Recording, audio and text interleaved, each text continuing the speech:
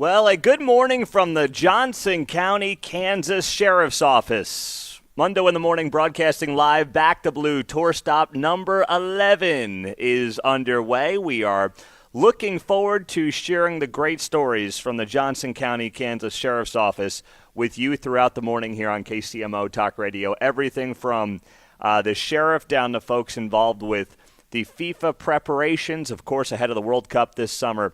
There's a lot to get to here at the Johnson County Sheriff's Office, and we are very much looking forward to sharing that with you here on the show. We have been doing these now for the better part of 3 years. We've got the master engineer, Chris Castro, by my side here for what is going to be a fun 4 hours, and we're going to be talking all about it throughout the morning here on KCMO. I did see, speaking of law enforcement, and then I want to get to a city that's feeling some pressure right now. You had this yesterday, Channel 9. A Kansas City man has been charged after he allegedly stole a bus, causing thousands in damages before he was caught. Preston R. Reef was charged with stealing, first-degree tampering with a motor vehicle, and first-degree property damage in connection with bus theft, according to Jackson County Prosecutor Melissa Johnson yesterday. Officers with KCPD responded to a Greyhound bus station on Tuesday on reports of a Greyhound being stolen moments prior. Upon arrival, an employee and a witness told the police that the suspect took the bus from the station's back lot at about 10:20 at night, and on his way out, the suspect struck a wall, rammed an automatic gate, and struck multiple signs. GPS tracking allowed officers to quickly locate the stolen bus traveling north on I-29 near Northwest 56th Street. Officers attempted a traffic stop using lights and sirens, but the suspect didn't stop. So then you got the Platte County authorities continuing the pursuit, deploying stop sticks near I-29 and Northwest Tiffany Springs Parkway. The suspect pulled over after both front tires were hit, and then this guy Reef was taken into custody, John. You know, there's a couple of our regular callers we haven't heard from recently. Where are you guys up in Platte County? Someone catch me up on some of the regulars up there, because you're right. Oh, my goodness. But this is the kind of stuff. I saw the story last night right before I went to bed. And, I thought to myself, we've done these Back to Blue tour stops all across the metro, north, south, east, west. And when I hear stories and read stories like this, we get accustomed to just kind of sharing the news and get programmed to be like, oh, yeah, that happened. But as dangerous as that must have been for everybody involved, when you've got a guy driving a stolen Greyhound bus and he's not stopping and he's flying up I-29, and then you're using stop sticks to try to basically stop that vehicle because he will not allow his vehicle to be basically apprehended without something like stop sticks. I'm like, these guys are doing this and women are doing this every single day in this community and around the country. And it's really why we wanted to start a tour like this, especially in the wake of 2020, when there became this absurd notion that somehow the men and women in law enforcement are, to put it bluntly, not good people doing great work every day. And they are. Whether it's Johnson County, Clay County, Gladstone, Olathe, back and forth, both sides of our state line.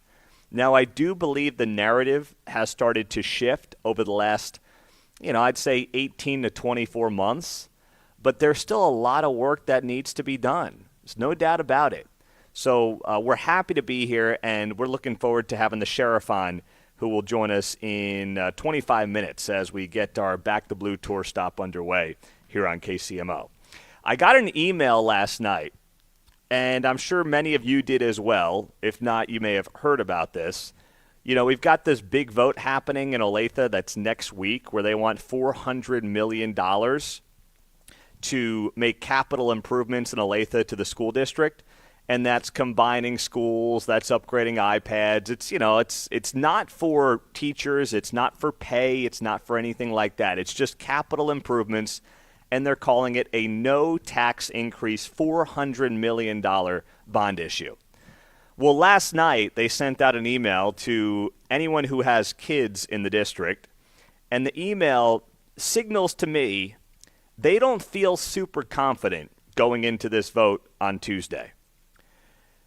They write here in this email, Olathe families, as you are aware, registered voters who live within the Olathe Public Schools boundaries have the opportunity to vote in a no tax rate increase $389 million mail-in bond election that would impact all Olathe students and staff. Mail-in ballots are due next Tuesday, March 3rd, 2026. Ballots must be received by noon at the Johnson County Election Office on March 3rd. At this time, in order to ensure your ballot arrives on time, you got to drop the ballots off directly at the election office or one of the designated ballot drop box locations. To learn more about the bond and the projects, go to the website, Olathe Public Schools. There is no way they're sending out that email a few days prior to the election if they felt really confident in the odds of this thing passing. If they felt great about this thing passing, they would have just kind of been silent about it. They wouldn't have said a word. But to me, this is a last-minute push to say to parents who have kids in the district, now is the time that you have to get out there and make sure that you vote. Because that's always how this goes, right? Like, they perceive it as being for the kids. And if you're not for the kids, well, then what's wrong with you? Shame on you. You can't vote no, you got to vote yes for the kids. That's always how this stuff gets framed.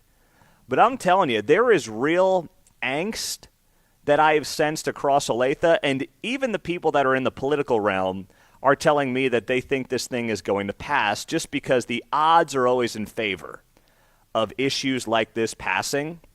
But I am getting the sense that based on all the attention there has been on the Olathe School District over the last few weeks in particular, walkouts from middle schools to high schools on the local news. You got the kid that got jumped last week at Olathe Northwest on a Friday afternoon because he was protesting the anti-ICE protest. And I had people coming up to me yesterday in various locations out to eat, stopping at the gym with kids in the district who are just like, we're done. We're voting no. We've never voted no on this stuff before. And that's anecdotal, I acknowledge. I'm not saying that means it's not going to pass.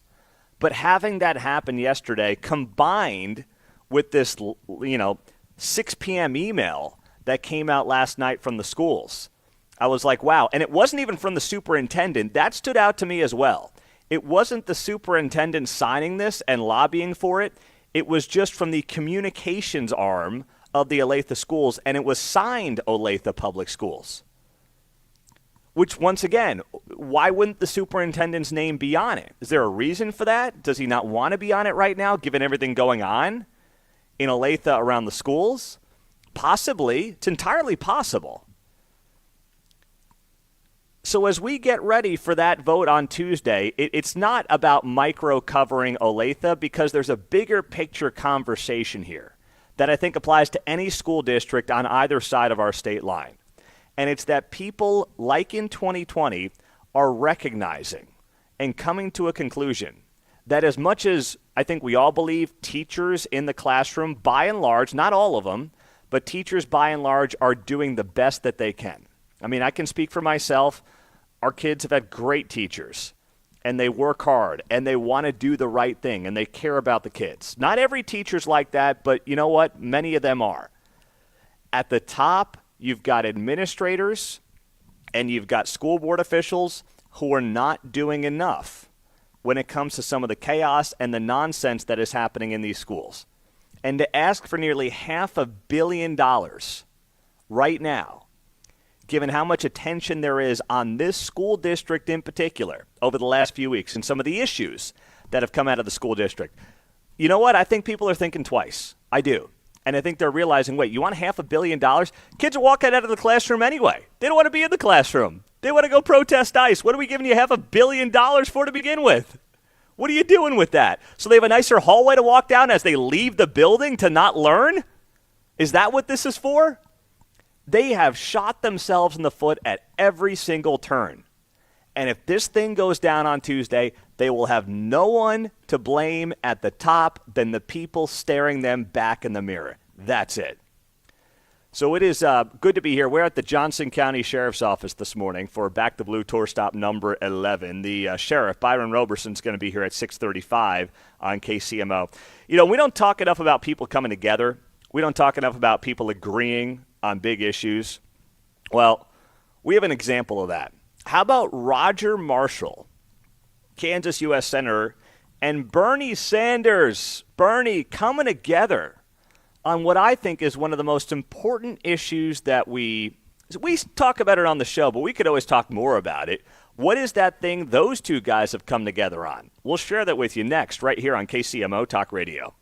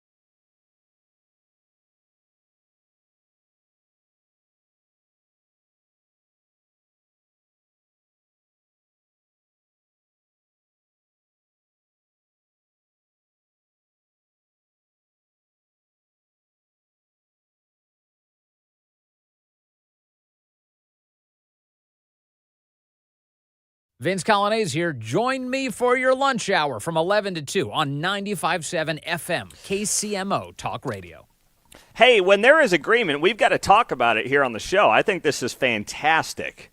Bernie Sanders and Roger Marshall here in Kansas are on the same side of an issue. This is awesome stuff. Good morning. It's great to have you here on KCMO Talk Radio 95.7 FM. We are live from the Johnson County Sheriff's Office as we do our Back the Blue tour stop, number 11. Doing these about 3 years now, every quarter. And last one we did was North Kansas City on the second half of last year, and now it's great to be picking that up as we start 2026. So we've got the sheriff, by the way, coming up in 15 minutes or so. All right, Bernie Sanders sharing this post yesterday. Came down at 6 o'clock at night, saying, I don't agree with the Trump administration on much, but Dr. Means, his nominee for Surgeon General, is right when she says we should ban TV ads for junk food. Bernie Sanders writing obesity is a national crisis and the corporate food industry is largely responsible. Let's go, Bernie! By the way, I never thought I'd say that. But Thank you let's very much, go. Thank you. You're welcome there. You're welcome, Bernie. And Roger Marshall saying, thank you, Senator Sanders, for taking the side of common sense on the issue. The health of Americans should be a bipartisan priority. I appreciate working alongside you to fight for a healthier America, and I believe that Casey Means will be an excellent partner in the effort. Let's play the audio from Bernie Sanders yesterday. My understanding is you have come out against junk food ads on television. Is that correct? Yes. Can you just take 30 seconds to elaborate that? Would you use your position to ban junk food TV ads? Thank you so much, Senator Sanders. And I agree with you completely. I think there is so much that we agree on these issues. Just to be clear, the Surgeon General's office does not have the purview to ban this. But you have a voice. Absolutely, and that's a voice I would absolutely lend to talking about the dangers of ultra-processed foods and getting these advertisements off TV. Do I understand your view is you would fight to ban TV ads of junk food? I think you will be frustrated by how much I will be talking about ultra-processed foods. Good. I won't be frustrated. I would be delighted. I love that. That is fantastic audio. From Bernie and Means and then Marshall getting on board, they're all right. I mean, I know that we want to obsess over the divisions that we have in the country and the ways that we are different and the ways that we view the world differently. But my goodness, man, this is one of those issues that if you've got the right and the left coming together and treating ultra-processed foods and junk food in general, the way that we treated cigarettes going back 60 years, which in hindsight, I may make the case that having the occasional cigarette is healthier than putting some of this garbage into your body that we're able to put into our bodies today. And that's not big government. Okay, I hear some conservatives make this absurd argument, well, you know, that's getting in the way of the free market. How far do you guys want to take that? Okay? You want to do that with drugs too because that's getting in the way of the free market? No, when you have information that suggests your population is at risk because of something that is being done, you stop it. You just stop it. Yeah, I'm a free market guy. I'm a capitalist. I'm all about that, okay? But if we have data and information that shows that the health of our population is at risk when we put these things into our bodies, then why wouldn't you get that out there and why wouldn't you stop it from being advertised or pushed, especially on the kids? Why wouldn't you want to block that? Like, we have laws against drugs for a reason. We don't sit here and say, well, you know what, cocaine is fine if you use it once in a while, so therefore we should make it legal. I mean, that drives, frankly, conservatives crazier than the other side. But if we've got an issue here where people come together and say the junk food industry is out of control, we shouldn't have it on television, it's mostly geared towards making our kids sick. We're still trying to figure out what it does to their brains, by the way, when they're developing at young ages, how it creates hyperactivity in kids. Obesity rates are at record highs for children as well. Those are all things that we should want to get under control, that we should want to try to fix to stem the tide, to turn that ship around, which right now it is just impacting our kids in a very negative way. They're not exercising enough, and they're eating worse than ever. And then you wonder why we have some of the problems that we have in our young people today across the country, including here in Kansas City. So I am such a proponent of what is being pursued here, from Bernie Sanders to Roger Marshall to, I think, a lot of reasonable people in between who are finally coming together on this issue. And I mentioned the documentary that I watched, well, I guess 2 weekends ago now, with Dr. Means, and a couple of people from the administration were on there. And it is well worth your time to go out there, watch it, and really understand how we got here, and how a lot of the big business and big industry folks that were out there in the cigarette days, the Philip Morrises of the world, the way that they took over the food supply chain in this country will help you understand, help me understand how we got to where we are today. And it's something that I don't think enough people, just in general, because I didn't have a full understanding of it until the last couple of weeks, understanding what the point is of pushing back on the entire industry right now. It's just something that I believe we've got to look at and take a serious, serious focus on, because if we don't have healthy kids, if we don't have a healthy society, then what's the point of any of this? What's the real purpose of what we're doing every single day? You can argue about tax rates all you want. Who cares? Who cares if you have a society that is getting unhealthier by the year and getting fatter by the year? And no one's willing to have the conversation as to why. I don't care if my tax rates are 38, 36, or 34% if we're killing ourselves here. And the people in charge aren't willing to do anything about it, don't have the backbone to do anything about it.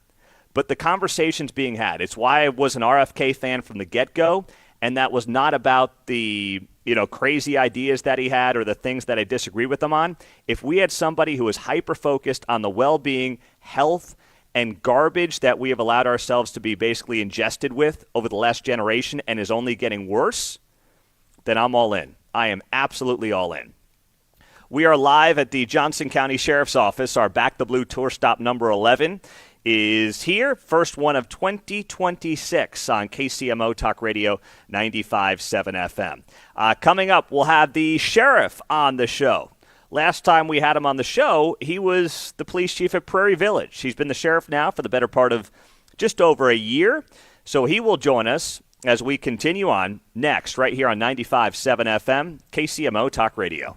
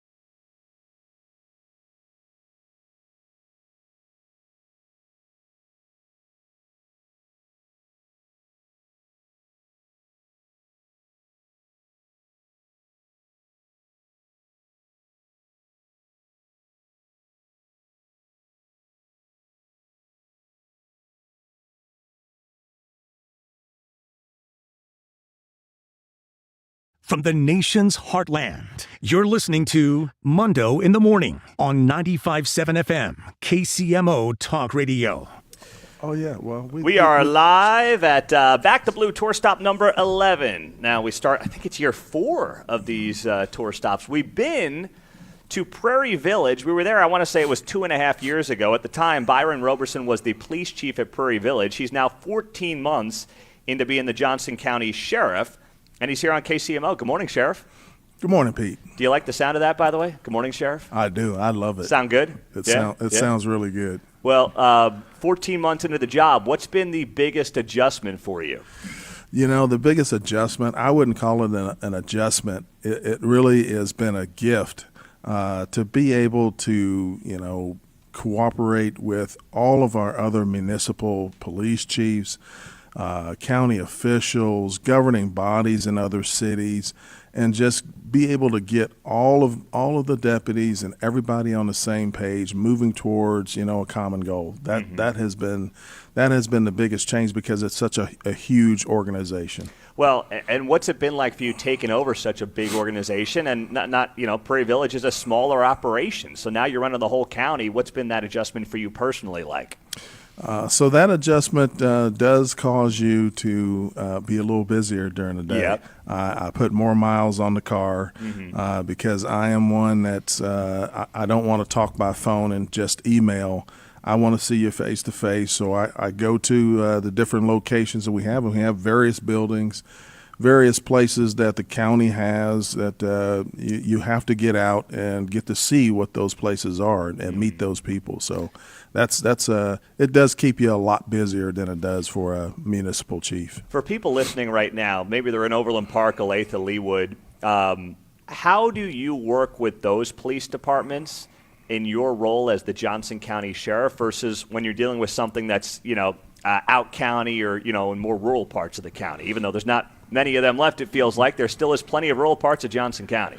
Yes, so we have 2 areas that we contract with, the city of Edgerton and the city of DeSoto, and we have a good relationship with them. We provide their police services just like a municipality would.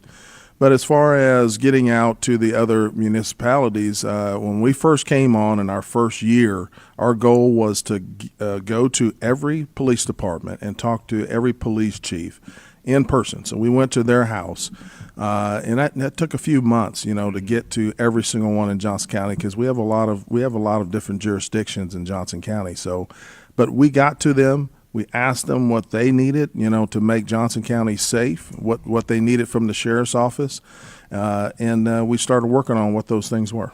And what was there a theme that came out of those meetings that you felt like they needed more of or they wanted more support from your office with? Absolutely, and it's what you would think. It is coordination with crime fighting. It is, can you assist in sometimes materials? Can you assist in sometimes manpower? And we could do those things. We have a couple programs that are very, very interesting that we were able to team up with. One is called a Directed Patrol Unit. A large part of the Johnson County's population lives within the 435 corridor.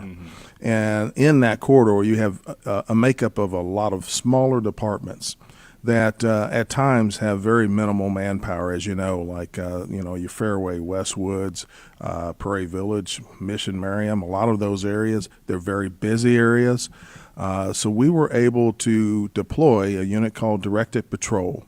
And what Directed Patrol does is they work with all of these municipalities and we coordinate what crime is going on. We use our crime analysts, we use our detectives, our drug task force unit to get all of that intel, and then we start targeting with these other municipalities what crimes are going on. So it's been a great program. We have solved a lot of crimes. It's not the real, sexy crimes that you're going to find on the nightly news, but it is crimes that are important to the people who live there, like burglaries and auto thefts and things like that. Well, speaking of the sexy crimes, for lack of a better phrase, when you've got the I-35 corridor coming right through your county, And, we know whether it's drug or human trafficking, these issues are prevalent, and this corridor can be a part of that. How much is that part of what you deal with, and how much do you want to spend time on that to assist the local municipalities on that front however you can? Yes, the crimes that are more serious take more coordination, and the sheriff's office is uniquely set up to handle those kind of crimes. We are the only ones really in this region that can do that, because we have deputies that have no boundaries. Inside the county, we can go anywhere. We can track people. Whereas if you have a crime or something going on in a city like, let's say, Mission, they're generally going to stay within their boundaries. We can track them from the beginning of the county line to the end of the county line.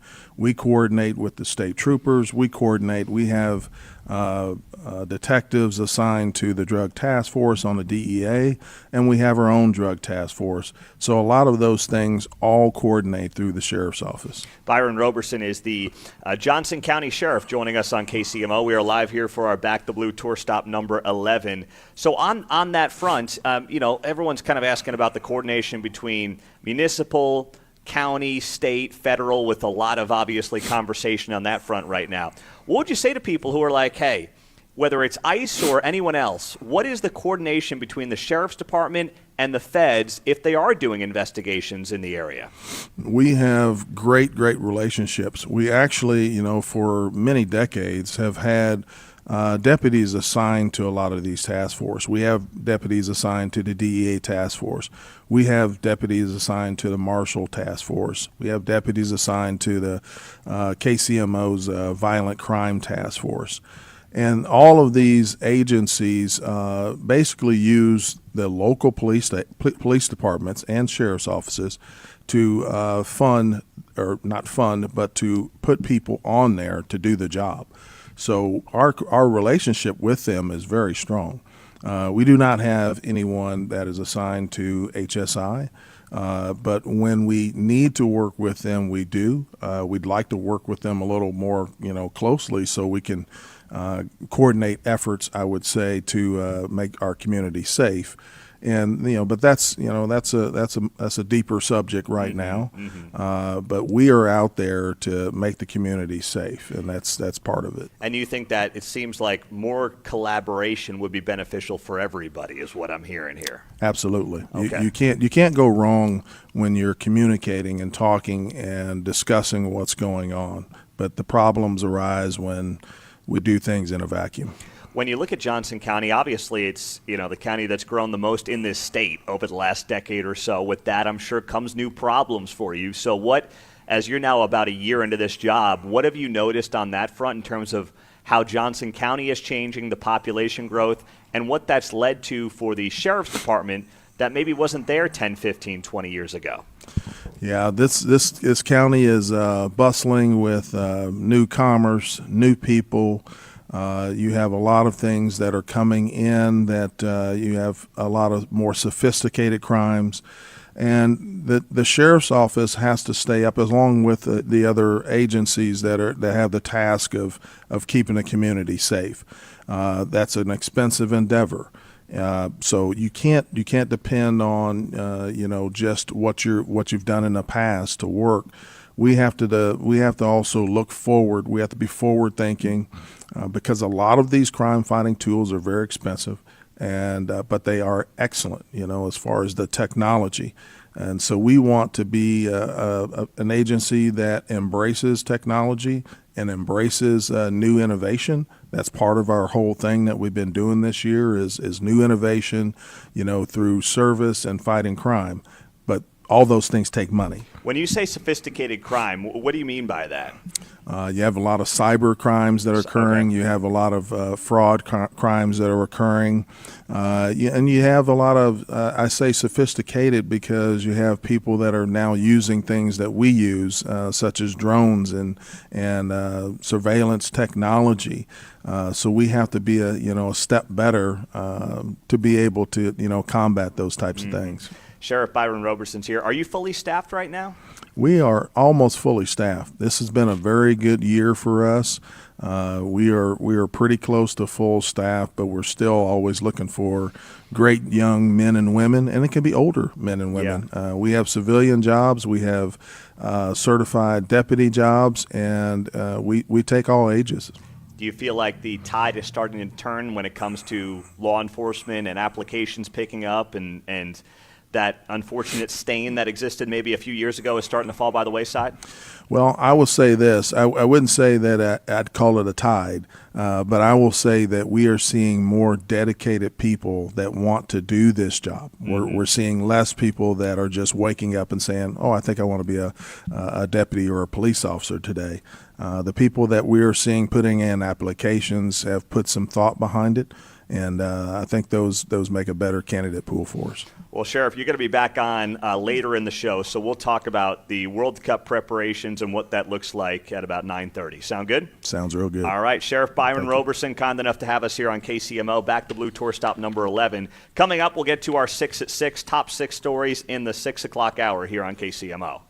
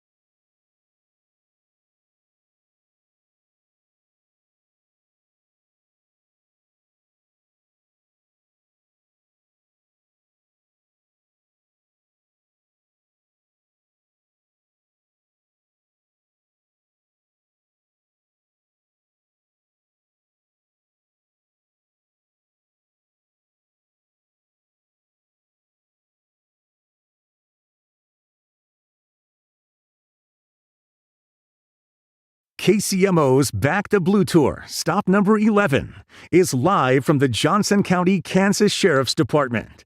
Here's Pete Mundo.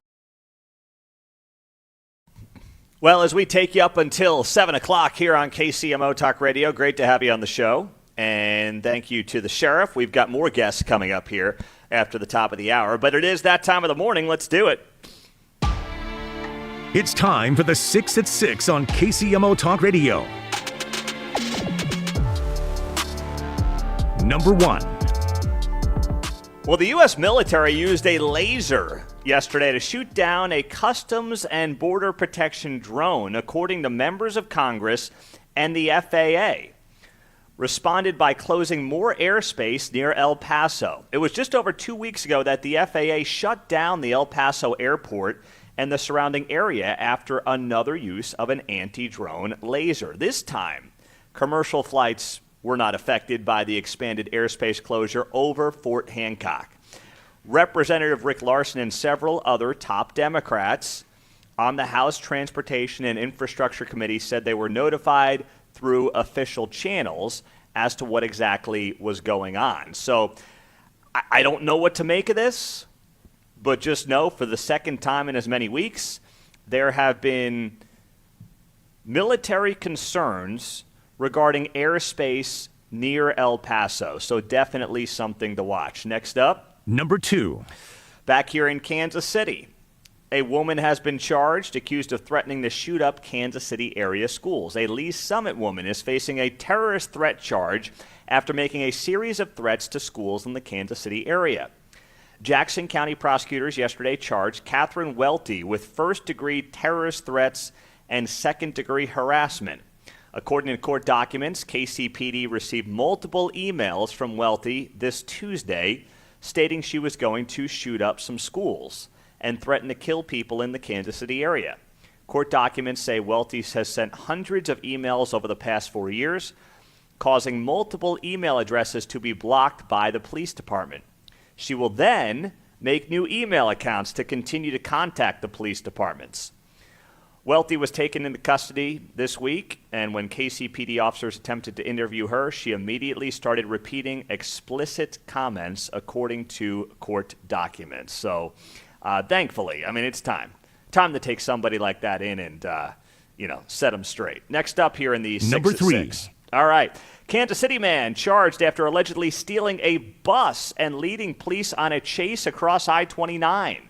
Preston R. Reef was charged with stealing, first-degree tampering, and first-degree property damage in connection with bus theft, according to Jackson County Prosecutor Melissa Johnson. Officers with KCPD responded to a Greyhound bus station on reports of a Greyhound being stolen. Upon arrival, an employee and witnesses told police the suspect took the bus at about 10:20 at night on Tuesday. On his way out, the suspect struck a wall, rammed an automatic gate, and struck multiple signs. Officers attempted a traffic stop. Suspect didn't stop. And then Platte County authorities continued the pursuit, deploying stop sticks near I-29 and Northwest Tiffany Springs Parkway. He was then taken into custody. He was not under the influence of drugs or alcohol at the time. We'll keep it rolling, the 6 at 6. Number 4. Well, the President of the United States is set to meet with college sports leaders coming up next week. That is expected to take place on March 6th, so that will be next Friday, 1 week from today. The President will chair the group, and Florida Governor Ron DeSantis and Yankees President Randy Levine are listed as the vice chairs of this organization, trying to figure out how to straighten out college athletics. The list also includes Tiger Woods, New England Patriots President Jonathan Kraft, NBA Commissioner Adam Silver, and we do have some local ties here as well. I did see that Douglas Gerard, the president of KU, is going to be there next Friday, and I saw some KU folks melting down. Gerard must resign. He's going to a meeting at the White House. How dare he? Oh, my gosh, you people, relax. Oh, my goodness, get a grip. Holy college sports, I love it, but it's a mess right now, okay? Nothing about it's political. Get over yourselves. Iowa State AD Jamie Pollard is also going to be there if you're an Iowa State fan. So, Big 12 Commissioner Brett Yormark, all the Power 4 commissioners are going to be there next Friday. But it's all about trying to get a handle on the college sports world, which is completely out of control. I love it, but it's totally out of control. And my goodness, of all the things that Trump could do, whether you like him or don't like him, I don't really care. Fixing college sports, that might get him on Mount Rushmore if he could do something like that. Unbelievable. So that is happening a week from today at the White House. You've got top athletes, top administrators, top coaches, Nick Saban, Mac Brown, Urban Meyer, all going to be there as well. So that's going to be a big show 1 week from today. Next up. Number 5. We've got this. Law went into effect yesterday in Kansas, invalidating the driver's licenses and birth certificates of transgender residents who changed their gender on these documents. And the move affects more than 1,000 people in Kansas. The law requires residents to change their gender identification to the sex they were at birth, and it also bans residents from changing their gender on those documents in the future for driver's licenses and birth certificates. And last up in the 6 at 6. Number 6. Well, on a lighter note, Burger King is giving a makeover to its Whopper. You guys like... Yeah. Oh, yeah. Yeah, you guys fired up about this one? I like Burger King. I just haven't been in a while. Yeah, me neither. The Whopper will include a more premium, better tasting bun, and it will be in a box instead of the paper wrapper that was seen to have crushed the sandwich. So the Whopper is going to be in a nice little box with a better bun. There you go. Box and a bun, baby. Sounds great to me. I know. You guys are fired up. Coming up, we are live at the Johnson County Sheriff's Department. We will talk to some folks here and more next.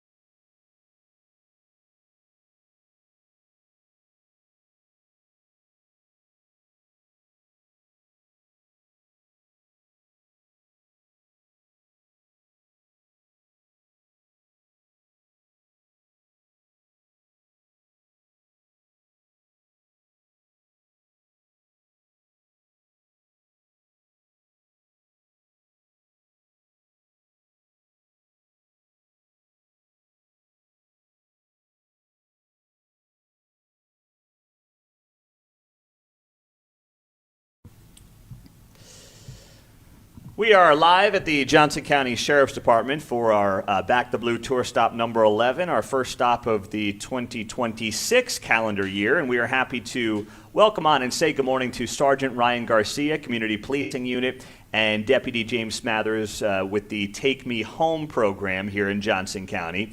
So these guys both do a lot of work with the kids across Johnson County, and Sergeant Garcia, I want to start with you. You oversee the SROs, the school resource officers, and Johnson County is doing a lot of work in the Spring Hill School District and also contract for DeSoto. So listen, every parent thinks about this stuff, unfortunately. What is the world like for you overseeing SROs, and how has that entire unit in some respects changed over the last several years as you try to keep kids safe across Johnson County? The biggest influence with SROs is the speed of social media. Social media posts can completely change your day, whether or not it's real, whether or not it's a credible threat to a school, or whether or not it's a new trend called swatting that some people are somewhat familiar with, where someone puts out some sort of a threat and an SRO and supporting staff have to go and follow up that threat and make sure that it is actually a credible threat or deemed uncredible.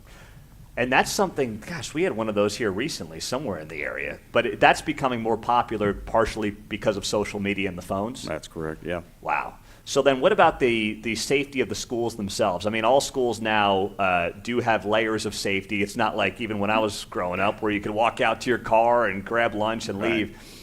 How much more cognizant of all that do you now have to be in that role? All of the schools have camera systems. Those are systems that are sophisticated. They are recorded. They are upgraded routinely as money allows per the districts that we serve, and they are 9 times out of 10 the best way to see what happened when, we only have one SRO per a high school, so they can't be everywhere at once. So when an incident is reported, they're what we rely on quite heavily.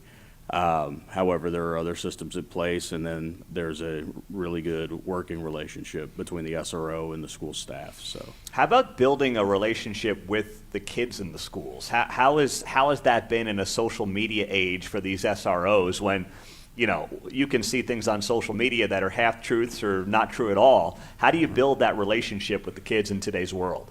The SROs receive training and are just personable people. That's part of the profile when we select them to be an SRO. They receive training on how to interact with children. I believe all of our SROs, all but one, have kids at home, so their parents, they understand the concerns that parents have, things of that nature. When they walk into the different grade levels, there's of course a different response per age level, but at elementary school, our SROs are the rock stars They're of the heroes, school. right? Oh yeah, they're yeah, awesome. Yeah. Middle school, it's a little bit further distance, a little bit further gap, but they still interact with the kids. And high school, they're kind of too cool for them, but still interact with problems. And there are kids that we have had that have gone from kindergarten all the way up through high school and have known the SROs just because their career has spanned that length of time. Yeah. So, and that's kind of neat to see, that full circle relationship where the kids will either have a great respect for law enforcement as a result of that, or they will get into law enforcement, actually. That's awesome. That's what it's all about. So now we've also got Deputy James Smathers here. He works with the Take Me Home. I don't know what you'd call it, an organization, or what is Take Me Home exactly? So I'd probably refer to it as a program. What we do with the Take Me Home program is we take information from citizens on family members, dependents, children, or adults who might have communication difficulties, things like autism spectrum disorder or aging-related cognitive decline.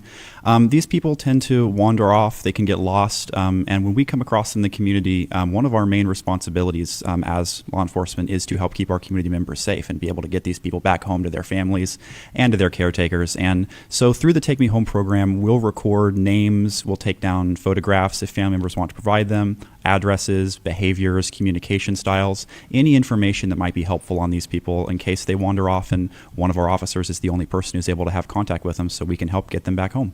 So it could be kids with autism, it could be elderly people with Alzheimer's, I mean anything and everything in between, right? Absolutely. We place no limits on what we can record with this information. The only real guidelines that we try and put out is that we want people with cognitive or communications related difficulties. Okay. So one thing we're pushing really hard right now is that it's not just children. One of the big things in the mental health awareness scene right now is youth with autism. So we're getting a lot of applicants and submissions for people with children with autism or other cognitive disabilities, but it's not just children. Those older family members who are starting to lose track of where they're at, who might find themselves wandering off, trying to go to different locations that they're familiar with from their past and may not be able to navigate themselves back home, those people need our help just as much. And I was just Googling it here. If you just type in Johnson County Take Me Home program, it shows up, so anyone can do that. It's a free service that is provided by the Johnson County Sheriff's Office. Give me an example, if you could, Deputy, as to how the Take Me Home program has successfully expedited, a missing child or a missing elderly person, and it really seems to potentially save time and resources in the process. It absolutely does. And I actually work in the dispatch division as part of my day job, so I have a lot of personal experience with using the Take Me Home program in a practical sense.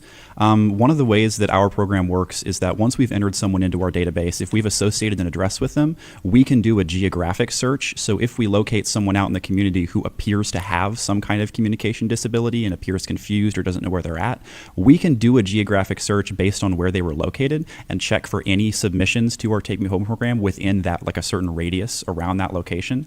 And actually just a couple months ago, we had an officer find a child out in Gardner who was unable to speak. They weren't able to communicate where they were at or who they were, where they needed to get home to. So we did a geographic search on the sort of the intersection where they'd been located, and about 3 blocks away, we found an entry in our database for that the photograph matched the child the officer was out with, and we were able to reunify that child with their parents. That's amazing. So those parents had their child in the Take Me Home program database already, yes, which made this a much easier process for you and obviously for them. Absolutely. And before, if they weren't in the database and we hadn't had that access to the photograph of this child and the other information where they were supposed to be, it could have taken days or longer to try and locate where the parents were at. Wow. That's fantastic. Because he had traveled multiple blocks away from his house. When they're close to the house, we can canvass the neighborhood, but the distance he was at, we would have had to put out social media posts and maybe contacted local schools to try and get information. So this feels like a great opportunity for parents who either have young children who have some of these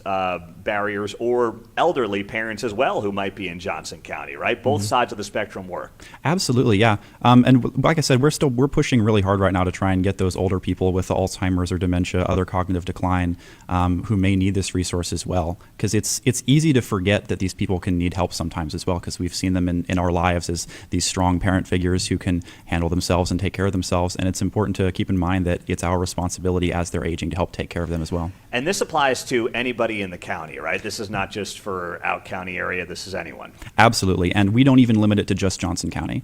So if anyone lives in Miami County, close to Spring Hill, Douglas County, close to the border, even up in KCK or on the Missouri side, we are not going to say no to you just because you don't live within the borders of Johnson County. Okay, that's great. So just type in Johnson County Take Me Home program into Google, and it's the first link that you'll see there. So Ryan, back to what you do with the community policing unit, what else falls under your purview beyond the school resource officers and how you guys work together with the communities here across Johnson County? Well, we've got 3 city contracted cars. What occurs with smaller cities is the sheriff's office will obtain contracts for law enforcement services, and we do that in the city of DeSoto, where we've got 2 cars that are contracted, and the city of Edgerton, where we've got 1. I supervise those 3 deputies, and then I also have 3 deputies that are more or less catch-alls. They do presentations, they interact with the public, they do that through community outreach. I've got 1 that actually springboards off the Take Me Home program with the Blue Envelope program for, say, a cognitive decline individual gets in a car and just starts driving. Unplanned trip kind of thing, and they end up in Johnson County. Well, if they have a blue envelope in their glove box where family members have filled everything out, emergency contact included, then law enforcement, when they encounter them, can then make contact with the family much easier than trying to backtrack where they came from, how long they've been driving, those kinds of things. So that's the Blue Envelope Program, Yes, is what sir. it's called. And anyone can sign up for that in Johnson County as well? Yes, much the same Got it. type of parameters as Deputy Smathers. Well, your guys, as you see just more growth, DeSoto obviously building that Panasonic plant, Edgerton the same thing. I got to imagine those guys are busier than ever with just the growth that you're seeing in some of these outskirts of Johnson County. Is that true? Oh, absolutely. With all of the growth, and then we had FIFA this year. We are constantly doing presentations. We're constantly doing community events. There's always a demand for community outreach, and we love that because it, on a much grander scale, establishes trust, establishes just that relational familiarity between law enforcement and members of the community. That's great. Well, we appreciate both of you guys coming in and being part of the show. Thanks so much. Thank you. Thank you. Got Sergeant Ryan Garcia, Community Policing Unit, and Deputy James Smathers, a dispatcher with the Take Me Home program here in Johnson County. Coming up, speaking of the World Cup, there are some monetary concerns that keep coming up. We'll get to those and give you the details on it coming up next right here on KCMO.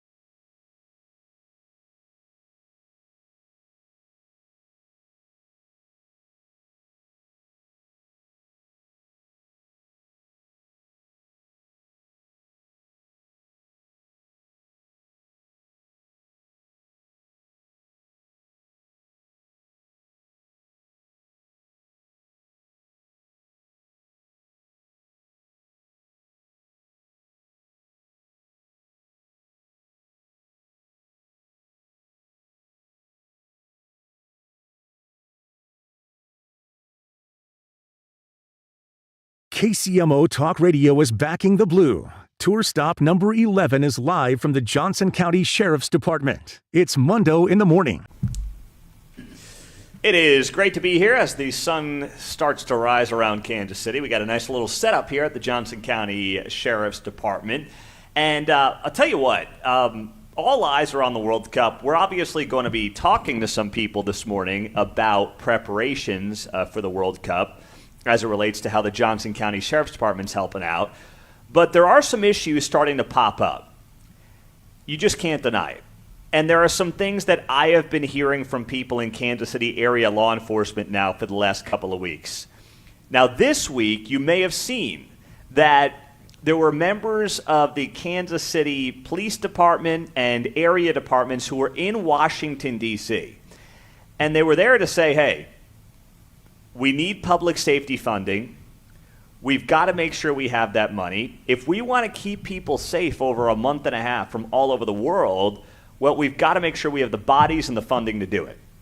And there's some concern right now that they may not be happening.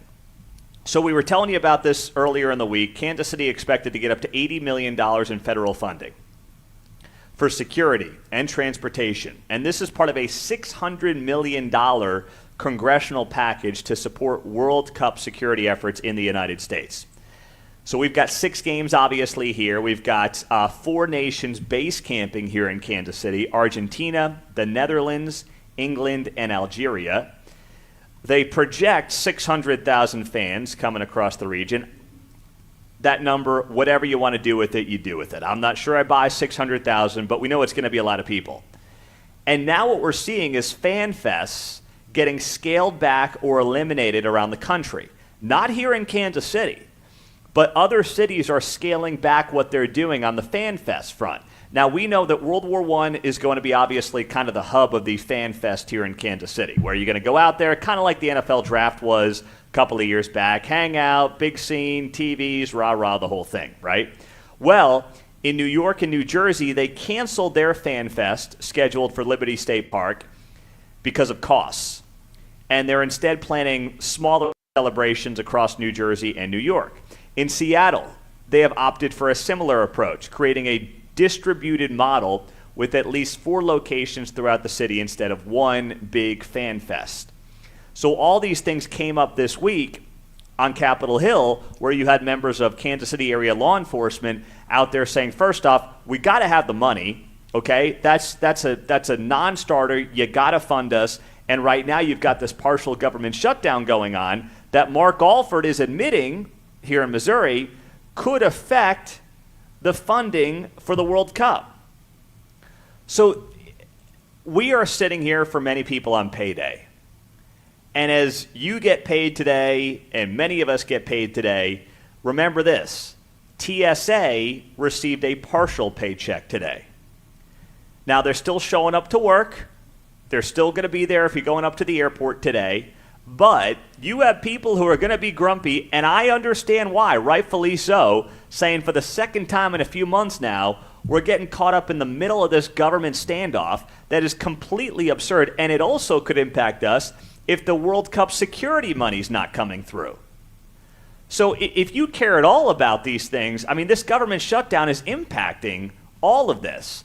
And it's not nearly as bad as the shutdown was obviously a few months ago, where you had 40 some odd days, and that was a full government shutdown. This is not that. But at the same time, it's like you've got a plan, you've got a budget for all of these things happening in Kansas City. And right now, it's just not there. And on top of that, the KC 2026 organization, according to some of my sources, they're being a little difficult right now. They're supposed to provide some of the public funding monies. And according to people I've talked to high up in Kansas City area law enforcement, they're having a problem getting public safety funding from KC 2026. Now, this organization raised all its money privately through big donors and wealthy people around Kansas City.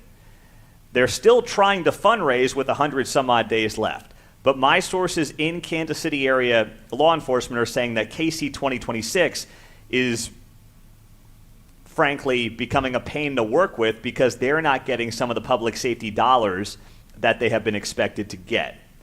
And none of this works without people being and feeling safe. None of it works.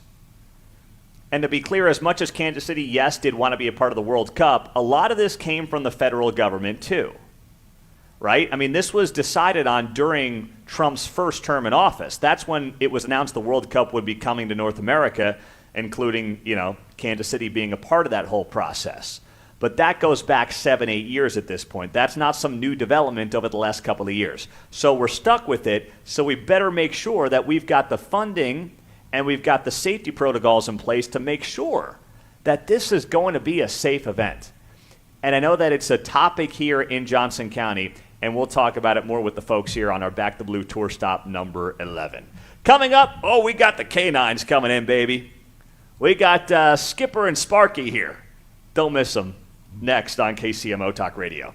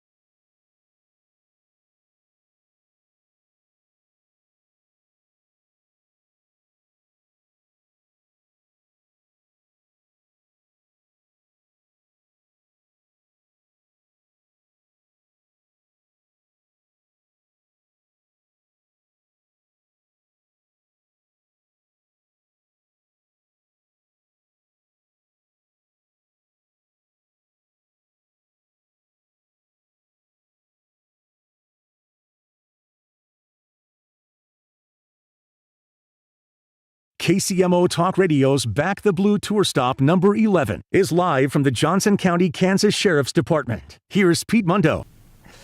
Yeah, that final chance to win those tickets today to see Blake Shelton in Vegas, trip for two. Text the keyword PLAY, P-L-A-Y, to 95819. 3 more chances at 10:35, 1:35, and 4:35 here on KCMO 95.7 FM. We've got 2 deputies in here right now as we are live from the Johnson County Sheriff's Department. Andrew Stanley and Tim Burden. They work with the K-9 division here with the Johnson County Sheriff's Department. But you guys, you didn't bring the canines in. What happened? Where are they? Well, if you guys like your fingers and toes, we'll keep them out in the cars just to make sure, everybody leaves with all their appendages attached. Chris, do you need your fingers and your toes and stuff like that? You need those? Yeah? Okay. Chris, our engineer, says he likes having his fingers and toes. That's fine.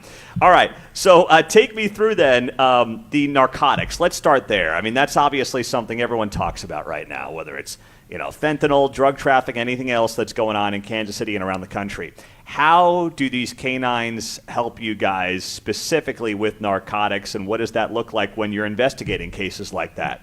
Sure. Well, our dogs are trained on illegal narcotics, including marijuana, cocaine, heroin, fentanyl, MDMA, ecstasy, and it gives us the ability to find these things where you and I can't.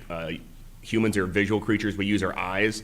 So when people are generally trying to hide things from another human, they try and hide it where you can't see it. But dogs, they don't use their eyes, they use their nose. So you kind of can't really hide things from their nose, and we don't think that way. And so a lot of times where you and I might not see something, these dogs are able to smell it and tell us, hey, this is in a car, this is in a parcel, or whatever that might be, and give us the ability to search, seize, and investigate and send people to jail. Has it become, with especially the fentanyl push, has it become harder to investigate with the fentanyl, or has the fentanyl been easier to track? How do you stack that up versus other drugs? Fentanyl is kind of a sticky one because it can, it's not normally seen in, it doesn't look like, for instance, meth has a certain look to it. Fentanyl is being made and pressed into pills. It's being in powders. And so it's a little bit harder to find out there, but luckily the dogs have a good enough nose that they can just tell us, that this is what you're looking for, and Crime Lab will do a good job analyzing that for us. What's the biggest drug that you're still using the canines for and they're tracking down right now? Meth. Meth is a big one. People are having that stuff go through there, and they don't realize it's in their backyards. It's driving on the highways, and unfortunately, it's a nasty drug, and it causes a lot of secondary crimes, if you will. But we're out there hammering it, trying to get as much of this off the street as we can. Is that unique to the Kansas City area, or do you get that sense around the country that it's a big problem? It's all around the country. That stuff is coming around. Fentanyl is out there as well. I haven't seen it that much recently. It kind of comes in waves. It's like anything else. It's ups and downs. But right now, meth is kind of our big one we're hitting. Is the fentanyl deal? Do you feel like that's died down because of any federal policy, or is it just a wave thing going on right now? Honestly, it's hard to tell. Yeah.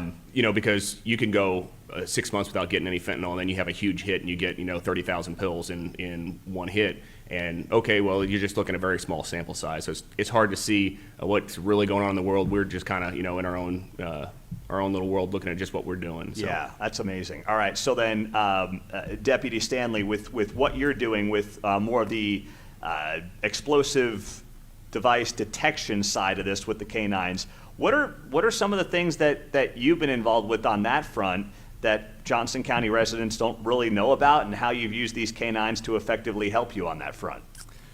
Well, so with him being trained in the explosive detection, so any of the explosive odors, explosive material that are used to make bombs, he's able to sniff those out. So if get a bomb call out, we're able to bring the dog into a building, and anything we can't safely search with our eyes, like Pern was talking about visual, we're able to safely use the dog to go around a building, outside, inside, and smell cabinets, lockers, things like that, to help us safely try to figure out if there is an explosive, and then we can use the bomb squad to safely determine if there is a device.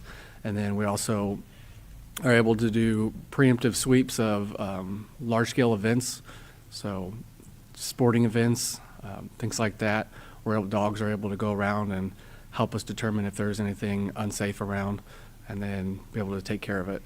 I got to imagine that the World Cup coming up is probably something that you guys are both preparing for with these canines. What's that preparation look like, or is it just trusting the system that you've already got in place? So we do have to trust the dogs and the system what we have in place with all of our different canine handlers and the bomb squads in the metro area.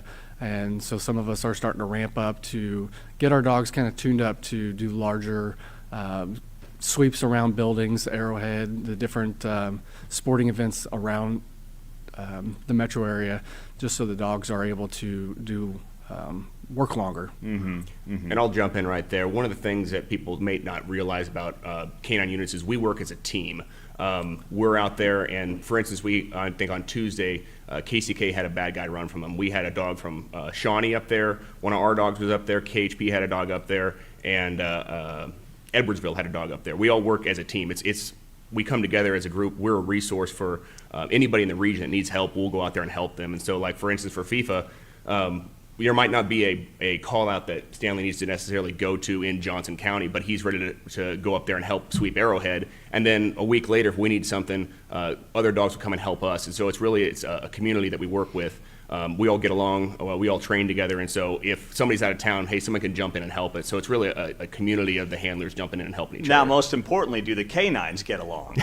Not really. All these dogs that we're getting mostly are alpha males. They really want to be the strong, dominant type, and they think everybody besides dad is below me, and so another dog must be so far below them, that kind of thing. A lot of times they'll butt heads, so we keep them separated. Keep them separated, Yeah. Okay. Now, speaking of that, when it comes to you guys, these dogs live with you. These Correct. canines live with you. Deputy Stanley, you have kids. Deputy Purdon, you do not, or you don't have kids in the house. So what's it like having the kids in the house with the canine that you work with? How is he part of the family? So it's like he's talking about. It's kind of that pack mentality, and he knows that I'm dad, and what the kids are the pack, but he's just a part of the pack. He's not aggressive with the kids. They like playing with them. They like doing obedience with him. So He's able to turn it on and turn it off. correct. Very effectively. Yep. Wow, that's amazing. And then how do you guys, the training process, what is that like for these canines? So generally when we get our dogs, we get them what they're called green. Basically, if we're getting like a dual-purpose dog, they know how to bite, and that's about it. They've shown that they have a tendency that they'll be able to fight through some pressure. They have the ball drive. They want to go out and go find a ball and want to hold on to it. Then when we get them, we'll start imprinting them on odors, whether it be explosives or narcotics. And we will start basically a school with this dog. We'll walk them through it. We actually have a new canine right now, Canine Eddie, who just got started about a month ago. He's going to be a dual-purpose narcotics dog. And so on day one, we're teaching him, hey, these are what the different odors are. And then by the end, he will be certified in both patrol and narcotics detection. And then once you're certified, that's not the end of it. A lot of times people think, oh, you're good to go off and do your own thing. And no, we're constantly training every day, whether it's a little bit of obedience here or we stop behind a car and put a little bit of an odor out on a car and let the dog run it like a traffic stop just to let him continue to train. It's consistent every single day of us continuing to train these dogs. How far can these dogs smell? It's a good question. It comes down to a lot of different things. Biggest thing is going to be wind. If it's a still day, that odor doesn't travel very far, but I've had going out in the woods doing an area search for a bad guy, we pick up an odor maybe 100 yards away, and the dog's saying, I got something, come with me, and we're able to say, hey, we're getting real close to this bad guy. But it comes down to what the weather conditions are like, that kind of a thing, and how whatever it is being stored.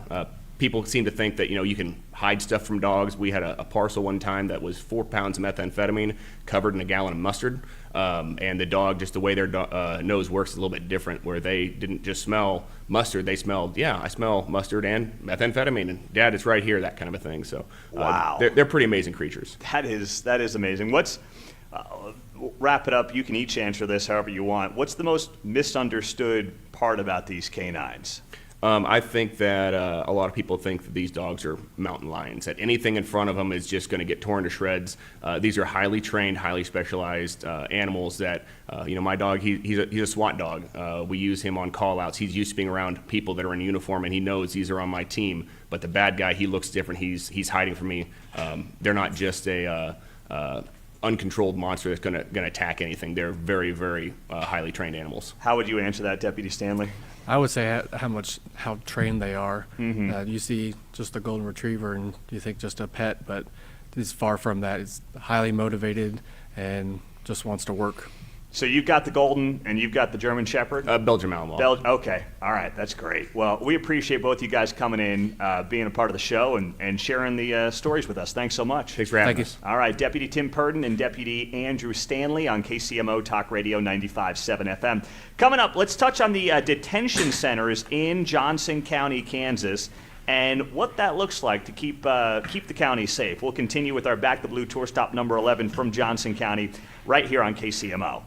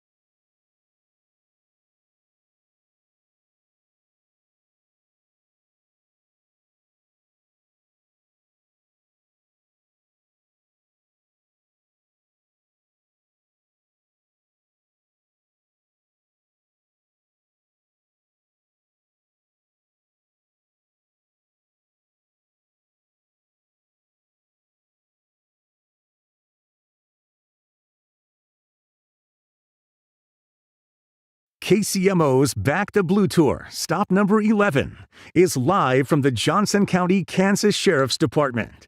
Here's Pete Mundo. We are being joined by Captain Greg Smith, 28 years with the Johnson County Sheriff's Department, joining us on KCMO. Captain, good morning. Thanks for being here. Hi, thanks for having me. Well, let's just start off with you just handed me a challenge coin, which for those who, most people are going to know what these challenge coins are, but I've got a bunch of them from doing these tour stops and visiting with law enforcement. This is a special challenge coin that you handed me. What's the story behind this one? That honors Deputy Brandon Collins, who was killed in the line of duty in 2016. We have a group of deputies that, in his honor, started riding for fallen officers. There's a Kansas ride for fallen that happens every year, and then a police unity tour in Washington, D.C.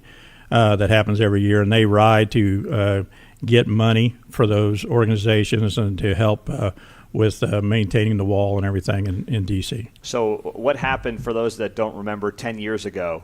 Brandon was conducting a traffic stop on 69 Highway early in the morning on September 11th, and while he was out on that stop, a drunk driver ran into the back of him. You know, people don't think, and we talk about it, whether it's Officer Vasquez in North Kansas City. That was different, but these traffic stops, there's no such thing as a routine traffic stop, right? Oh, no, there's not. You're always in danger, whether it's from the person in the car or the people on the highway. Yes. And that's something that I think people don't realize in hindsight. Is that the last member of the Johnson County Sheriff's Department that has been killed in the line of duty? Yes. Okay. 28 years for you on the job here at Johnson County. You've seen a lot change since 1998 around here, huh? What's been the biggest change? Oh, I think technology probably, I think, is the biggest thing. We have cameras that, fit on our shirts now, and all deputies wear them, even in the jails. I think that technology thing is a big thing because everybody knows everything about everybody now. Mm-hmm. That's true. So let's talk about the difference between central booking and the New Century Adult Detention Center. What are the differences there, and what do residents and taxpayers need to know about that? Well, the jails in total have about 291 sworn deputies and 100 civilian staff. Central booking is where everybody brings everybody that comes to the jail. So if a city arrests somebody, that's where they go. They'll go in there. They'll go through the booking process. They'll be checked medically to make sure they're good to be here and that they don't have any issues. They'll talk to mental health. They'll go through a screening process that kind of gives us an idea of what their placement is in the community that is the jail for their safety and the safety of others. They'll stay there for a period of time, depending upon if they just maybe they've got an 18-hour hold from a city, or maybe they've got a warrant that's a $500 bond. They'll be there for a day or two until that bond can be posted, or until they're arraigned and held over for court. And if that happens, if they're going to be here longer, then that's when they'll go out to the New Century Detention Center out in Gardner. So how many are out there in the New Century spot? We have, as of today, we have 205 in central booking. Okay. And 358 at New Century. That's inmates in the jails. Okay. And is that does that say relatively consistent? Yeah, we stay on average between 550 to 600 right now. Since COVID, our numbers have dropped because the judges have kind of relied a lot more on video court and allowing people to bond out with different bonds. And has that been policy you think has been okay for residents? There hasn't been any downside to any of that? I don't think so. Okay. I think most of the folks that come through our jails are, DUIs, minor offenses, nothing of any huge thing. Those that are in here for murder or other more serious crimes don't usually turn around and walk out the door. They're not bonding out cheaply. All right. So what about the T100? What is that when it comes to working with jurisdictions within Johnson County? Yeah, that was something the sheriff talked about earlier about our cooperation with other agencies. T100 is a group of deputies that work out of the jail, and they respond to maybe Westwood or Mission to pick up a prisoner. So let's say they arrest somebody there. We send somebody out to get them so that officer can stay in service in that city. And then we bring them back to the jail and go ahead and book them in. It allows that officer to stay in service longer for that city. And it's the same thing with our deputies in the field. Our deputies cover 40-some square miles by themselves. If they arrest somebody, we can go out there, pick up that person, and that deputy can go right back to work. So it cuts down that time, because when you think about the average time a deputy is going to be off the street for arresting someone is a minimum of 2 hours, and that's just bringing them to the jail, dropping them off, and turn around and driving back to their jurisdiction. So that's 2 hours more they get to spend inside their city doing the job they're supposed to be doing. So it keeps the residents of that city safe, and you guys then help out with the transportation process. Yes, it makes it safer for everybody in Johnson County. You know, the fact that they have more officers on the street when they need them, and we have the ability and the manpower to be able to go up and get them and help keep that manpower out there. The detention response team, I know this is a specially trained team to respond to any volatile situations at the detention centers. How common is that? I think most agencies of large sizes have those. They're similar to a SWAT team or a CERT team that, you know, other agencies have. They're specially trained in removing people from cells, taking care of disturbances, putting people in and out of advanced restraint systems. Anybody that doesn't want to cooperate, we've got chemical munitions and other things that we can utilize to help get those situations under control. The main purpose of it is to keep inmates and our deputies from being injured. These guys are trained to quickly enter a scene and take care of business with very minimal damage to anyone.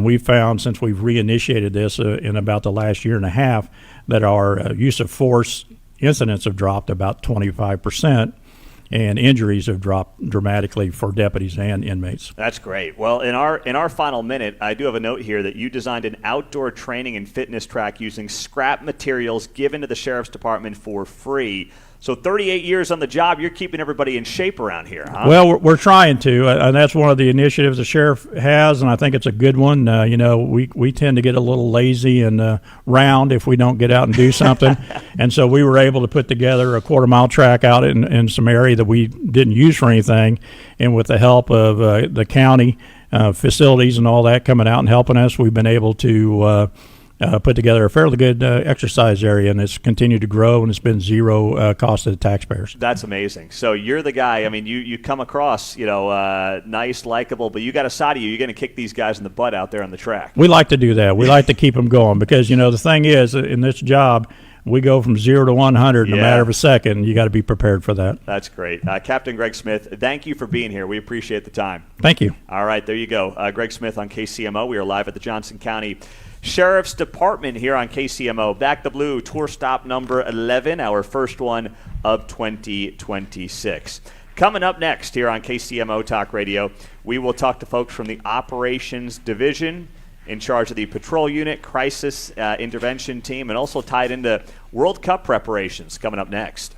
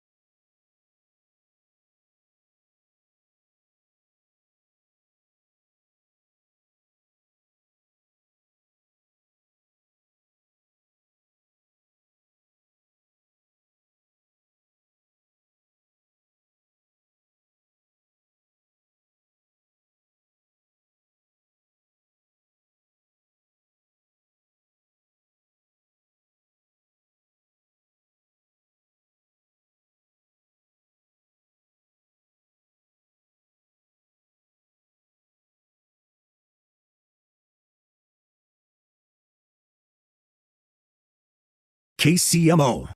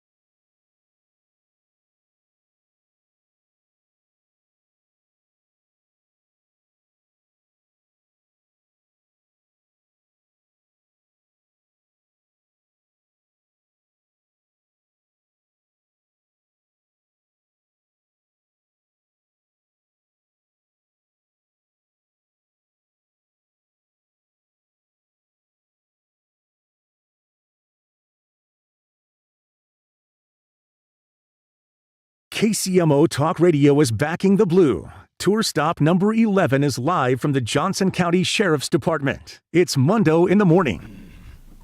All right, we have got Under Sheriff Cindy Henson and Captain Dan Dirks joining us here on KCMO Talk Radio 95.7 FM, always streaming at kcmotalkradio.com. Thank you both for being here this morning. We appreciate the time. Thank you. Thank you for having us. Well, I know you're both involved in World Cup and FIFA preparation, so we will get to that coming up. But first off, when it comes to just the patrol within Johnson County, I mean, we know how Johnson County's grown, but there still are a lot of, 200 square miles that you've got to patrol with the Johnson County Sheriff's Department. What are some of the issues that you have seen pop up in Johnson County that might be new on the patrol front as of late?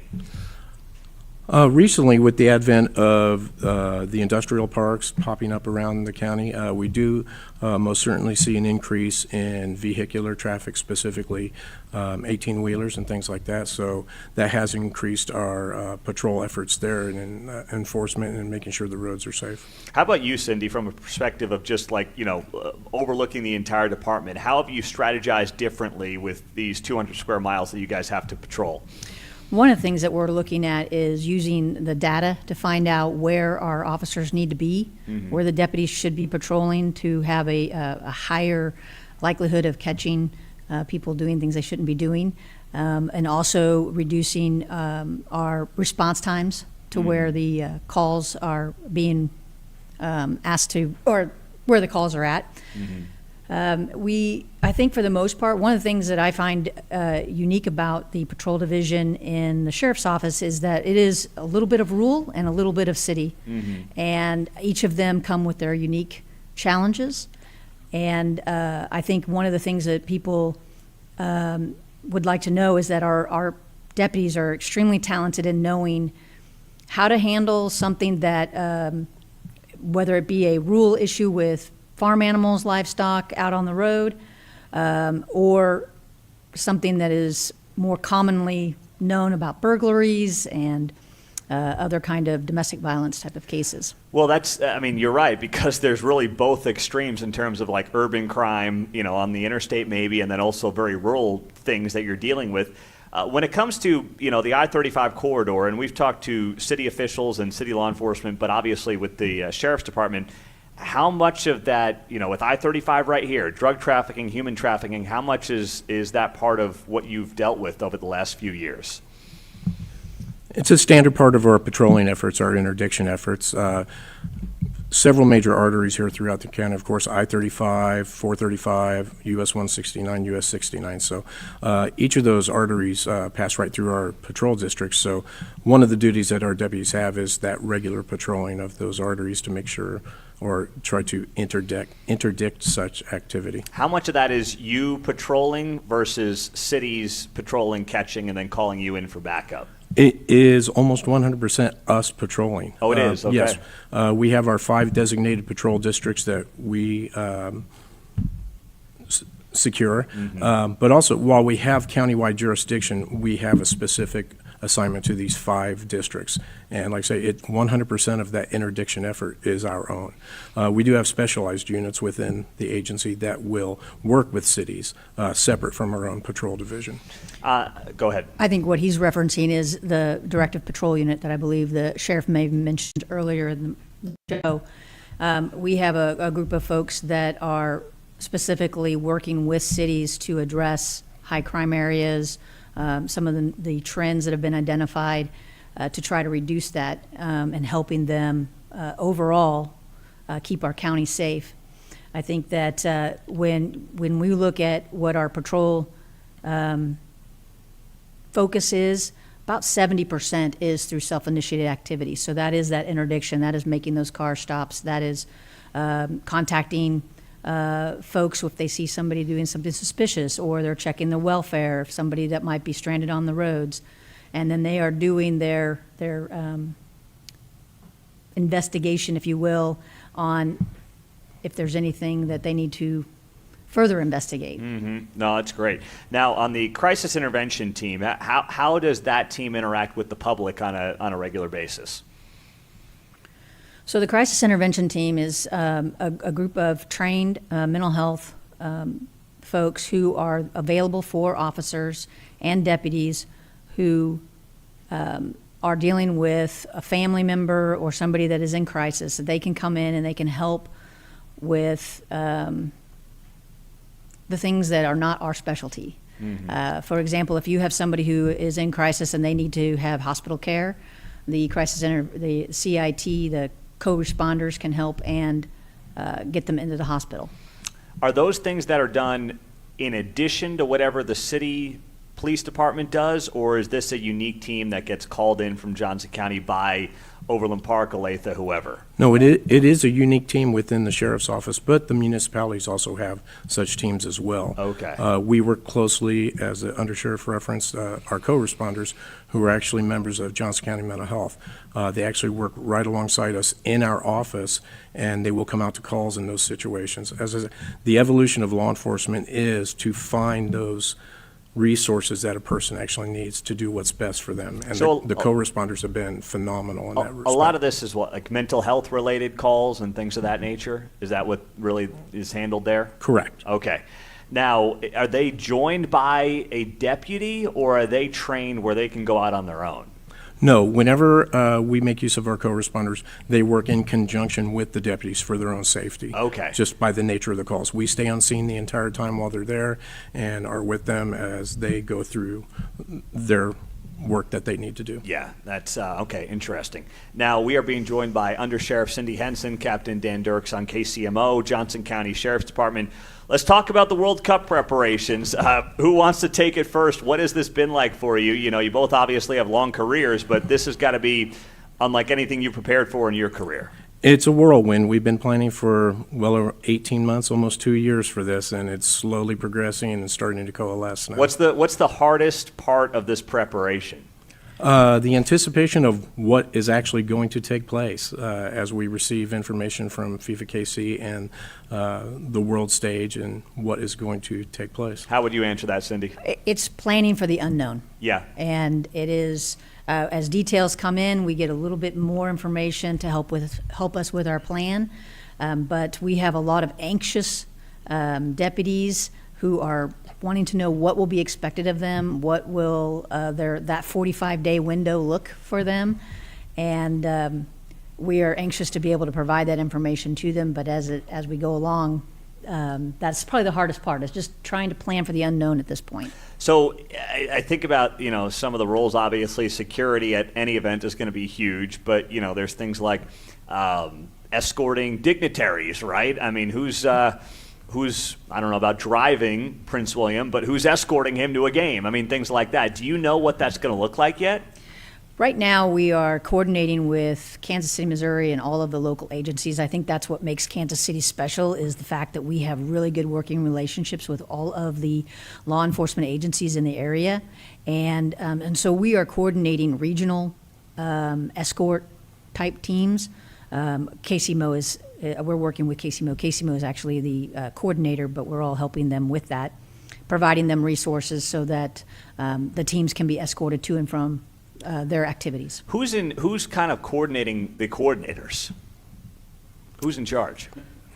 So my understanding that Kansas City, Missouri is the group that we are mostly coordinating with, but I think Mark has a huge role in this as well as KC 2026. Okay, all right. But from a law enforcement perspective, you think it's KCPD right now that's kind of the top of the food chain? Everyone's working together with them on coordination? With things specifically addressing the teams and what is happening in Kansas City, Missouri. We also, Johnson County Sheriff's Office is leading the coordinating the Johnson County agencies on all things FIFA in Johnson County. Okay. So if there are various activities throughout, we have, I believe, 14 link bus stops in Johnson County. Regional that'll allow visitors to go to different spots in Johnson County to visit. And we also have regional directs that'll take you directly from the airport to FanFest, and then we have game day directs, all coming from Johnson County. So we're coordinating with all of the local agencies to ensure that those stops have appropriate personnel to ensure some safety of the travelers. What concerns you more? Is it safety at the big events like the games, or is it having tens of thousands, if not hundreds of thousands of people in Johnson County spread out over 3, 4, 5, 6 weeks, and they don't know the area, some of them won't know the language? Do you have the Yahoo from England driving on the wrong side of the road? Like, what is it? Like, which one concerns you? Both are valid concerns. Of course, we have the events taking place in Kansas City, Missouri, of course, with the stadium and Fan Fest. But then again, here in Johnson County, we're in coordination with Johnson County Parks and Rec, who are hosting 20 watch parties. We also know that there's going to be a base camp for one of the teams here in Johnson County. So we're working with our counterparts in other county departments and also with the municipalities to address such issues. And you got the hotels, you have people who are going to be Airbnb-ing. What concerns do you think those could bring up? Mainly, it's going to be the large influx of people to Yeah. the area. And as the undersheriff referenced, they're already addressing the transportation issues. Each municipality is addressing needs within their own particular area, such as the staging areas where fans will be gathering to go to the matches in Kansas City, Missouri. So things of that nature. And one of the other things is we're mindful of any kind of language. Yeah, you guys got your Rosetta Stones broken out? Or? Yeah, we actually will. We have purchased several handheld pocket talks that I think they have over 100 languages in those in that handheld device.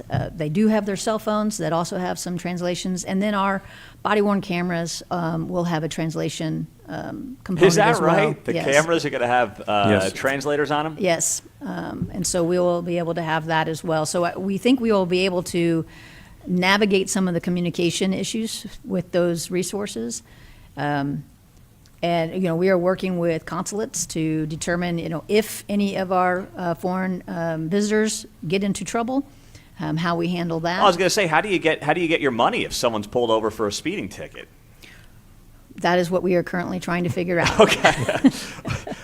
Who answers? I mean, is that through the countries, the other countries? Those are conversations actually taking place between, say, the Johnson County District Attorney's Office, the local prosecutors in the municipalities, and even across state lines with Jackson County and the other area, Wyandotte County. But yes, if you have a foreign nationalist who is arrested and charged with a crime, there are certain countries that require notification to the consulate, and then you work with them.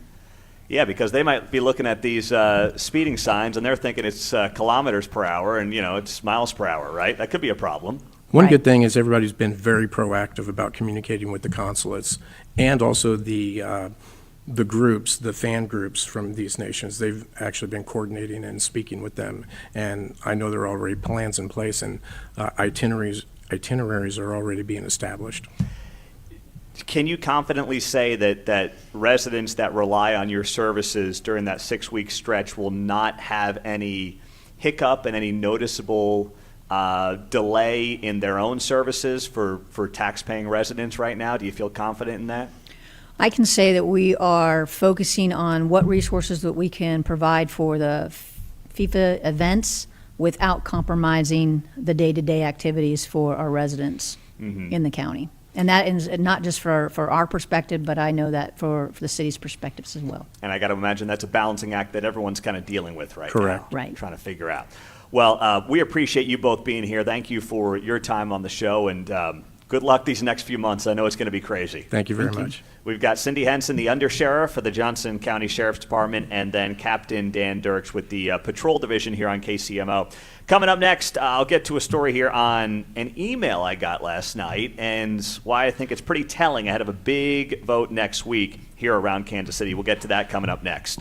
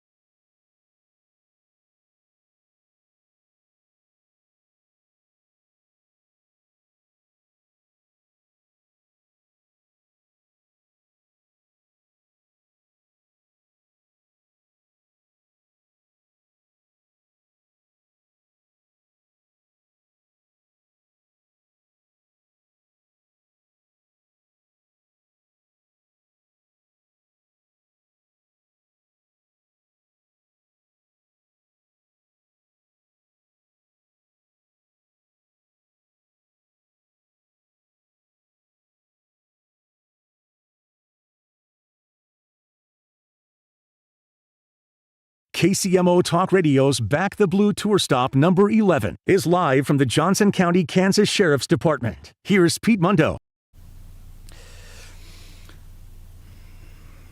I know many of you got this email last night. I know Mark got this email last night. I received this email last night. And it was an email that was sent out from the Olathe Public Schools. And it was a very simple email. You know, there's been all this chaos and all this drama within the Olathe Public Schools. And it was a reminder to get your mail-in ballots in by Tuesday, March 3rd. That's just a couple of days away. And the reason for that is they want you to vote, let's be honest, in favor of a $389 million bond that would impact, as they write here, all Olathe students and staff.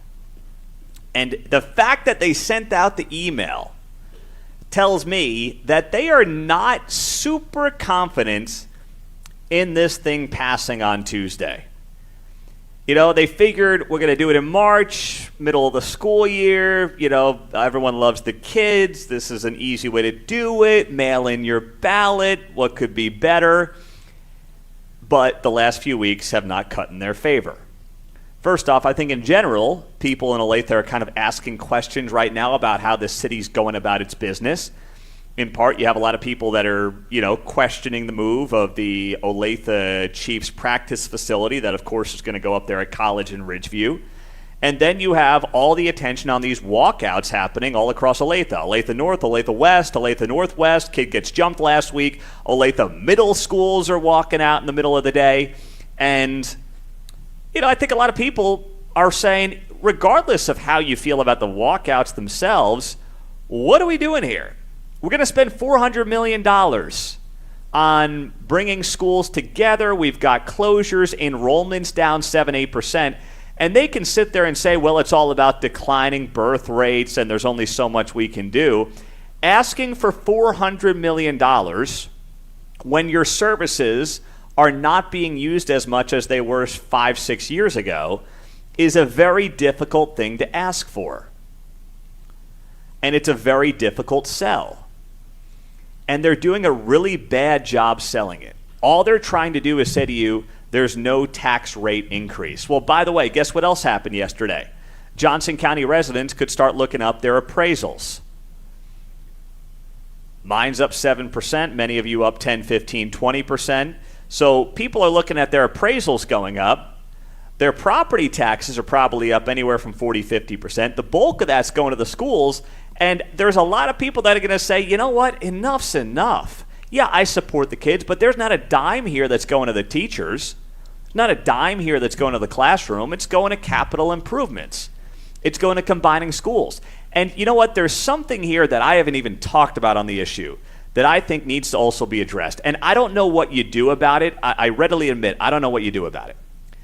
And this is not just true in Olathe. It's true in every city and county and state. Anytime a government does capital improvements, they get ripped off. Every single time. Whether it's building a new building, whatever it might be, they get ripped off. These jobs that are done, and I'm not knocking the contractors, I'm just being honest here, and they know it. Everyone knows it. It never gets discussed. The jobs that are done through the government, that are billed out through the government, there's always a premium. Always. Versus if that job was being done for a private business in the private sector, it's never what it costs when the government's paying the bill. Why? Because everyone thinks they can just fleece the government because it's funny money that's just at the cost of the taxpayer. That's every single time. Whether it's a city hall, whether it's a new jail, it doesn't matter. The costs are always astronomically higher than if that same project was being done in the private sector. I mean, I'm looking at what they're promoting here on the website for the Olathe bond issue. I'm like, how is this $400 million, guys? You got to have a better pitch. And the fact that they sent out the email last night tells me they're sweating this thing out a little bit ahead of Tuesday. And you know what? Go ahead, Mark. I will say this, too. Sources tell me that mom groups in Olathe on Facebook are not happy about this, and they're saying to vote no. Is that right? which is interesting to me. You know, if they can't get the parents of the kids in the schools on board, they've got a major problem on their hands. Major problem. All right, the moms groups on Facebook are fired up. That's not a good sign. That's not a good sign. Good intel there, Mark. Keep it up, buddy. Coming up next, we are live at the Johnson County Sheriff's Department. If you have children, by the way, huge news in the social media world you don't want to miss next.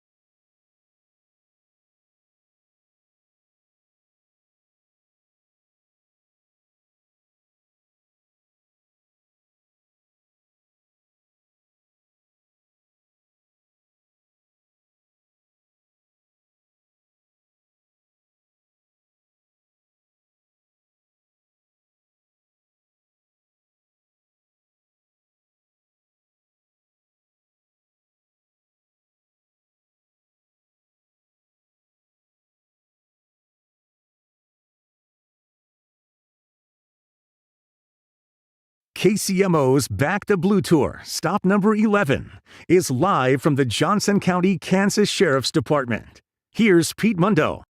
That's right, we're here. We've got a busy final hour and a half on the show. Right now is probably the best time to get in this morning at 913-408-7957.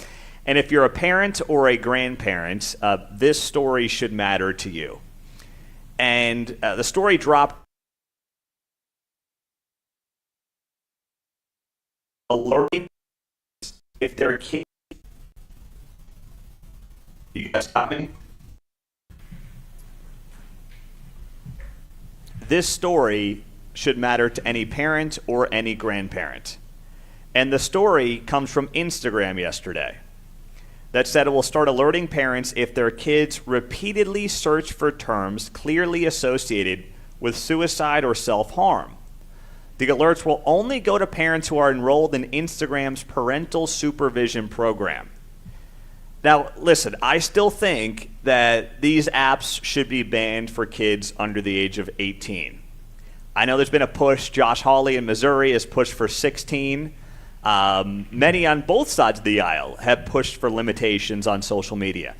I don't know if it's ever going to happen because the lobbying arms for these big tech companies are so powerful and so enormous that I'm not convinced it will ever get done. But if there's ever a time for it to get done, it's sooner rather than later. Because these companies are only going to grow in strength. It's just inevitable. They're only going to grow in power on Capitol Hill. So the sooner the better.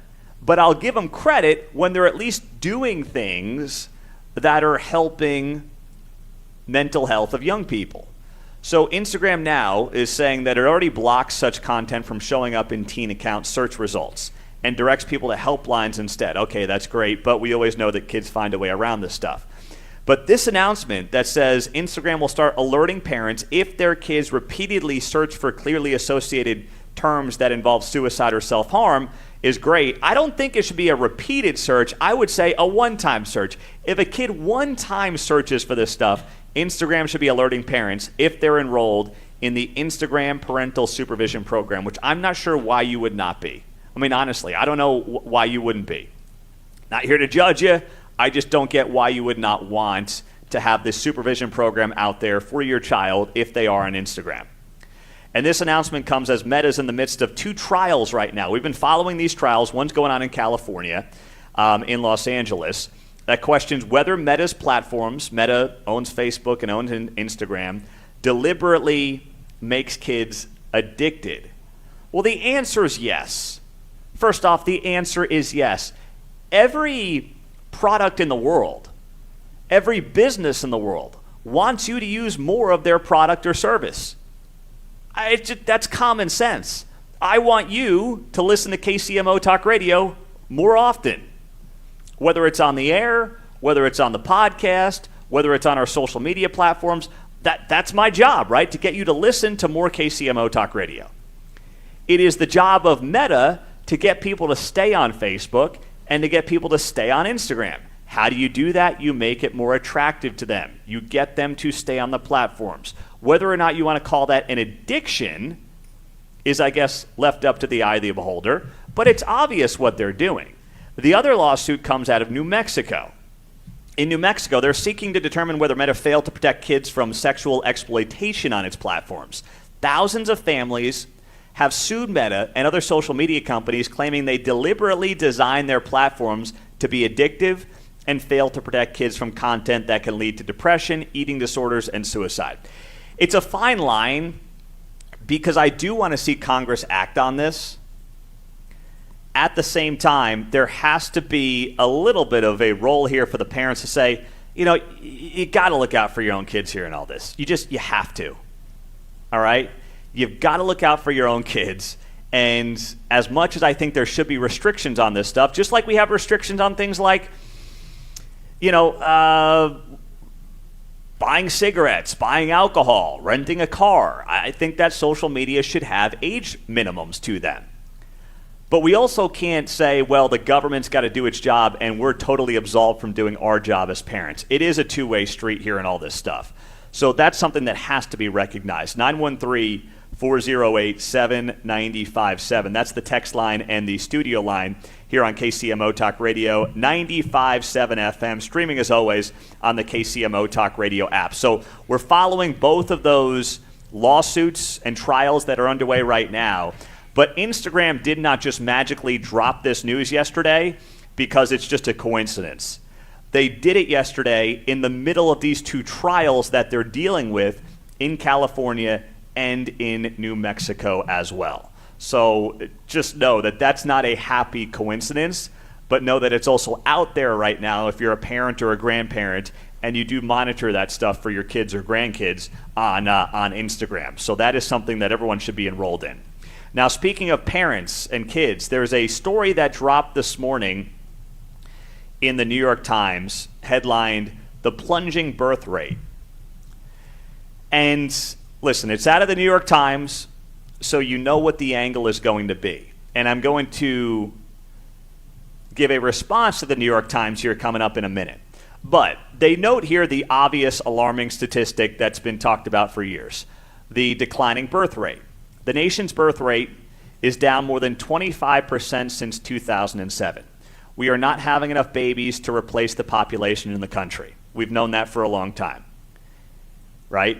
You have a falling birth rate, obviously, not a good thing. As our population ages, we'll need more workers, taxes that they pay to replace and support retirees because we've got these systems like Medicare and Social Security. Immigration can fill some of those gaps, but obviously it can't replace all of those gaps. So what's the reason for it? Well, there's no doubt that there's a political angle to all of this that I'll get to momentarily. But the New York Times did have a theory here that's not an incorrect theory. I just don't think it's sharing the full scope of what's actually going on. The New York Times notes here that women in their early 30s now have the highest birth rate of any group. And a woman today in her early 40s is more likely to give birth than a teenager. Now, we don't know whether or not these pregnancies will be enough to help the U.S. reverse its falling birth rate. It probably won't be. But what the article goes on to note is that basically the teenage birth rates are down so significantly, that's part of the reason that the overall birth rates are down. It's not just because people have decided I'd rather have 7 cats instead of 2 kids. And there's some truth to that. I mean, they're not wrong to bring that up. All right, that, you think about the days of 16 and Pregnant on MTV. Remember that? Mark and I were growing up when that show was hot and popular. You remember those days, right, Mark? Oh, yeah. Didn't 16 and Pregnant, MTV. Yeah, no, I didn't trust me, I wasn't a fan of it. I wasn't watching it. But listen, you couldn't avoid the commercials. Oh, yeah. That's what I remember. The commercials of 16 and Pregnant and Teen Mom and all these different shows that came up, 15, 20 years ago, I guess, at this point. Wow, that's going back. And, it's kind of like a way to get on TV. Yeah, now that's no longer the story. Kids are having babies. Yeah, exactly. I mean, geez. The teen mom kids are having babies. Oh, my goodness, you're right about that. That made me feel old. Thank you very much for that, Mark. I appreciate it. But you are seeing a birth rate decline dramatically when it comes to teen moms. Now, unmarried teen moms having fewer babies is, I think, generally a very good thing, right? And now if you're married at 19 and you got the world figured out to some extent, you're working, that's a good thing. I mean, that's fine. It doesn't really matter if you're 19 or 29. But unmarried teen moms having fewer babies, I think, is good, generally speaking, for society. But I think the New York Times is also just trying to sugarcoat an issue that they don't like. And what I mean by that is that there also is a clear and direct relationship between the political identity of young people and their willingness and wantingness to have kids. In the United States, this is not in the New York Times article, this is different data that I've looked up separately. In the United States, there is a widening gap in birth rates by political affiliation. Residents in red states and those identifying as conservative are having more children than those in blue states or identifying as liberal. Conservative women have a family size of 2.1. That's 2.1 babies per family, compared to 1.5 for liberal women. So that means conservative women in red states have, think about it, 35% more kids than liberal women. And this was not the case. When you go back, to the 1980s, the gap was minuscule between, the political affiliation of people and how many kids they had. That's not going on anymore. And anecdotally, I see this all over my life as someone who's got little kids. I've got people who, are in my, not inner circle, but people that obviously are peers of mine. They won't have kids, whatever the reason is. They figured out a reason to why they don't want to have children. And I'm not judging anybody who makes that decision. But there's a direct correlation, anecdotally in my life, in my peers, of people saying, I don't want kids, who then also lean to the left, and then people on the other side who lean to the right who are like, I want 2, I want 3, I want 4. And, after that, you just kind of, after that, it's just chaos, I think. But there's an anecdotal example in my life I can point to. I know that's the case for many of you as well. And there's data that points to this as well. And it makes it very clear that the top 20% of counties where Donald Trump had the highest margin of victory had a total birth rate that was 35 to 40% higher than the top 20% of counties that voted for Kamala Harris in the 2024 election. So there's a political divide, and yes, teenagers are having fewer babies. That's a good thing. But what the New York Times does not want to know in this piece is also the political divide that is happening right now in this country with younger people. And that's I think, the bigger story here as you look at the birth rate in America and where the country trends over the next 15 to 20 years. We'll get to buy, sell, hold. 3 topics coming up next as we roll till 10 o'clock. Kevin Kiesman, Uncanceled, takes over then here on KCMO.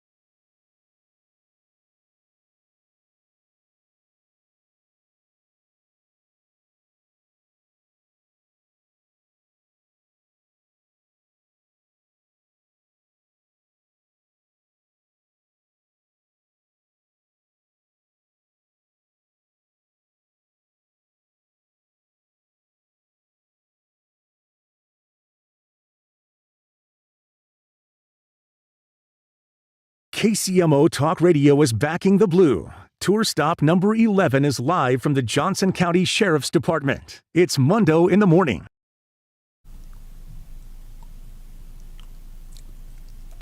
$8:50 on a Friday morning. We are here on KCMO Talk Radio 95.7 FM. It's great to be telling the stories of the Johnson County Sheriff's Department. More guests coming up in the 9 o'clock hour, but it is that time of the week. Let's roll it. It's time to buy, sell, How about a damn 12 and a half, 15? and hold.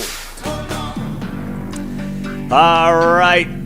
Buy, sell, hold. What is on the rundown there, John Anthony? How about this one? Buy, sell, or hold. Senators Bernie Sanders and Roger Marshall on the same team. Kyle, man, buy this sucker as quickly as I can.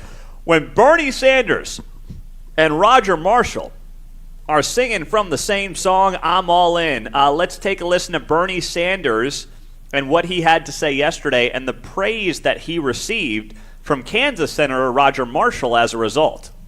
My understanding is you have come out against junk food ads on television. Is that correct? Yes. Can you just take 30 seconds to elaborate that? Would you use your position to ban junk food TV ads? Thank you so much, Senator Sanders. And I agree with you completely. I think there is so much that we agree on these issues. Just to be clear, the Surgeon General's office does not have the purview to ban this. But you have a voice. Absolutely, and that's a voice I would absolutely lend to talking about the dangers of ultra-processed foods and getting these advertisements off TV. Do I understand your view is you would fight to ban TV ads of junk food? I think you will be frustrated by how much I will be talking about ultra-processed foods. Good. I won't be frustrated. I would be delighted. How about that? How about Bernie? Just leave alone my Pop-Tarts, Pete. No, right? Common sense here, huh? This is awesome. Roger Marshall responding to that clip from Bernie Sanders and saying, thank you, Senator Sanders, for taking the side of common sense on the issue. The health of Americans should be a bipartisan priority. I appreciate working alongside you to fight for a healthier America, and I believe Casey Means, who is potentially going to be part of the administration, will be an excellent partner in that effort. She's the nominee for Surgeon General. By the way, we're a year in. I mean, Trump's got 3 years left. Can we get the Surgeon General appointed here? What's taking so long? I got a text from Billy Long this morning. I said, are you in Iceland yet? He said, we're working on it. I'm like, what do you mean we're working on it? You're 14 months into this process. Anyway, I love this. I'm all about, getting this junk food that is making our kids obese at the highest rates ever, that is frankly killing this country. We don't let cigarette ads on TV, okay? And I went back, I found the study from 2019. I'm reading this from NPR, of all places. Bad diets are responsible for more deaths than smoking. Bad diets, obviously, lead to a whole host of diseases: heart disease, strokes, cancers, type 2 diabetes. The deaths from bad diets exceed the number of deaths attributed to smoking tobacco. So if you're on board with saying, hey, no tobacco ads on TV, then you know what? The junk food should follow suit, all right? And I know that the ESPNs and Foxes of the world aren't going to like that, because that's half of what you see when you're watching live sports. But it's about darn time we put the priority and the health at the top of this country, because nothing else matters if we aren't a healthy society. If we're getting destroyed from the inside out, our tax rates don't matter. Nothing else matters if we have a society that's getting sicker and fatter by the year, and that's exactly what we've got going on right now. And it's not like, oh, the government's got to protect us. I know that's how some people are going to frame it, and on the right, they're not going to like that. It's not the government's job to protect me. Okay, where do you draw that line then? You want to make drugs legal? Should everything just be legal? You can have cocaine. You can snort cocaine once in a blue moon and be okay. I wouldn't do it. You could do that, though, and it would have no real impact on you day to day. So where are you drawing that line? I'm all in with Bernie Sanders and Roger Marshall. What's next? Buy, sell, or hold. Quentin Lucas's announcement of a potential congressional candidacy, there we go, will come after a Royal Stadium reveal.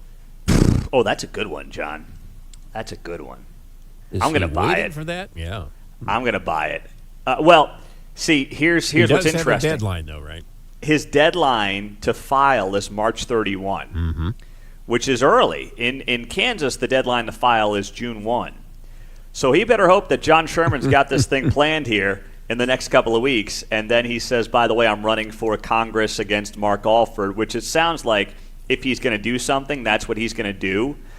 He said yesterday on the show he would not run against Emmanuel Cleaver in that new 5th district, and that tells me there's only one other place for him to go, and that is running against Mark Alford. And I just the way that he has so politicized the national issues lately, I think Mayor Q's going to run. Primary Fartsel? Yes.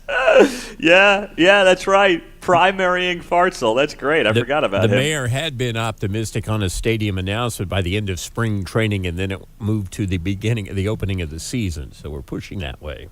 Yeah, we are. What's all right, next? Here we go. Wrap it up. Buy, sell, or hold Mark's college basketball parlay. All right, Mark, what do you got for us this weekend, big dog? All right. It's a Saturday parlay, and I'm trying to keep it simple so we can just get a win this weekend, all right? So this is $10 to win $25, all money line. So these teams just need to win outright. I've got Duke beating Virginia, Arizona beating Kansas, Iowa State beating Texas Tech, St. John's beating Villanova, and Florida beating Arkansas. And now all those teams that I have winning are home teams, and they are pretty big favorites. What do you think? I'm selling it, Mark, because you did me dirty on this one. I knew it with the Villanova, right? You picked St. John's to beat my alma mater, Villanova, so you're dead to me. Okay? This parlay's going down in flames. I hate everything about it, and I hope that you lose every last dollar in your FanDuel account with it. I did pick against KU even, though. I'm trying to be sensible. What do I care? You know what? I mean, you know, my kids are starting to like KU. I got a problem on my hands here as a Villanova guy. There you go. But no, Mark, you're done. Done. I'm out. We'll continue with the Johnson County Sheriff's Office. Buy, sell, hold is in the books.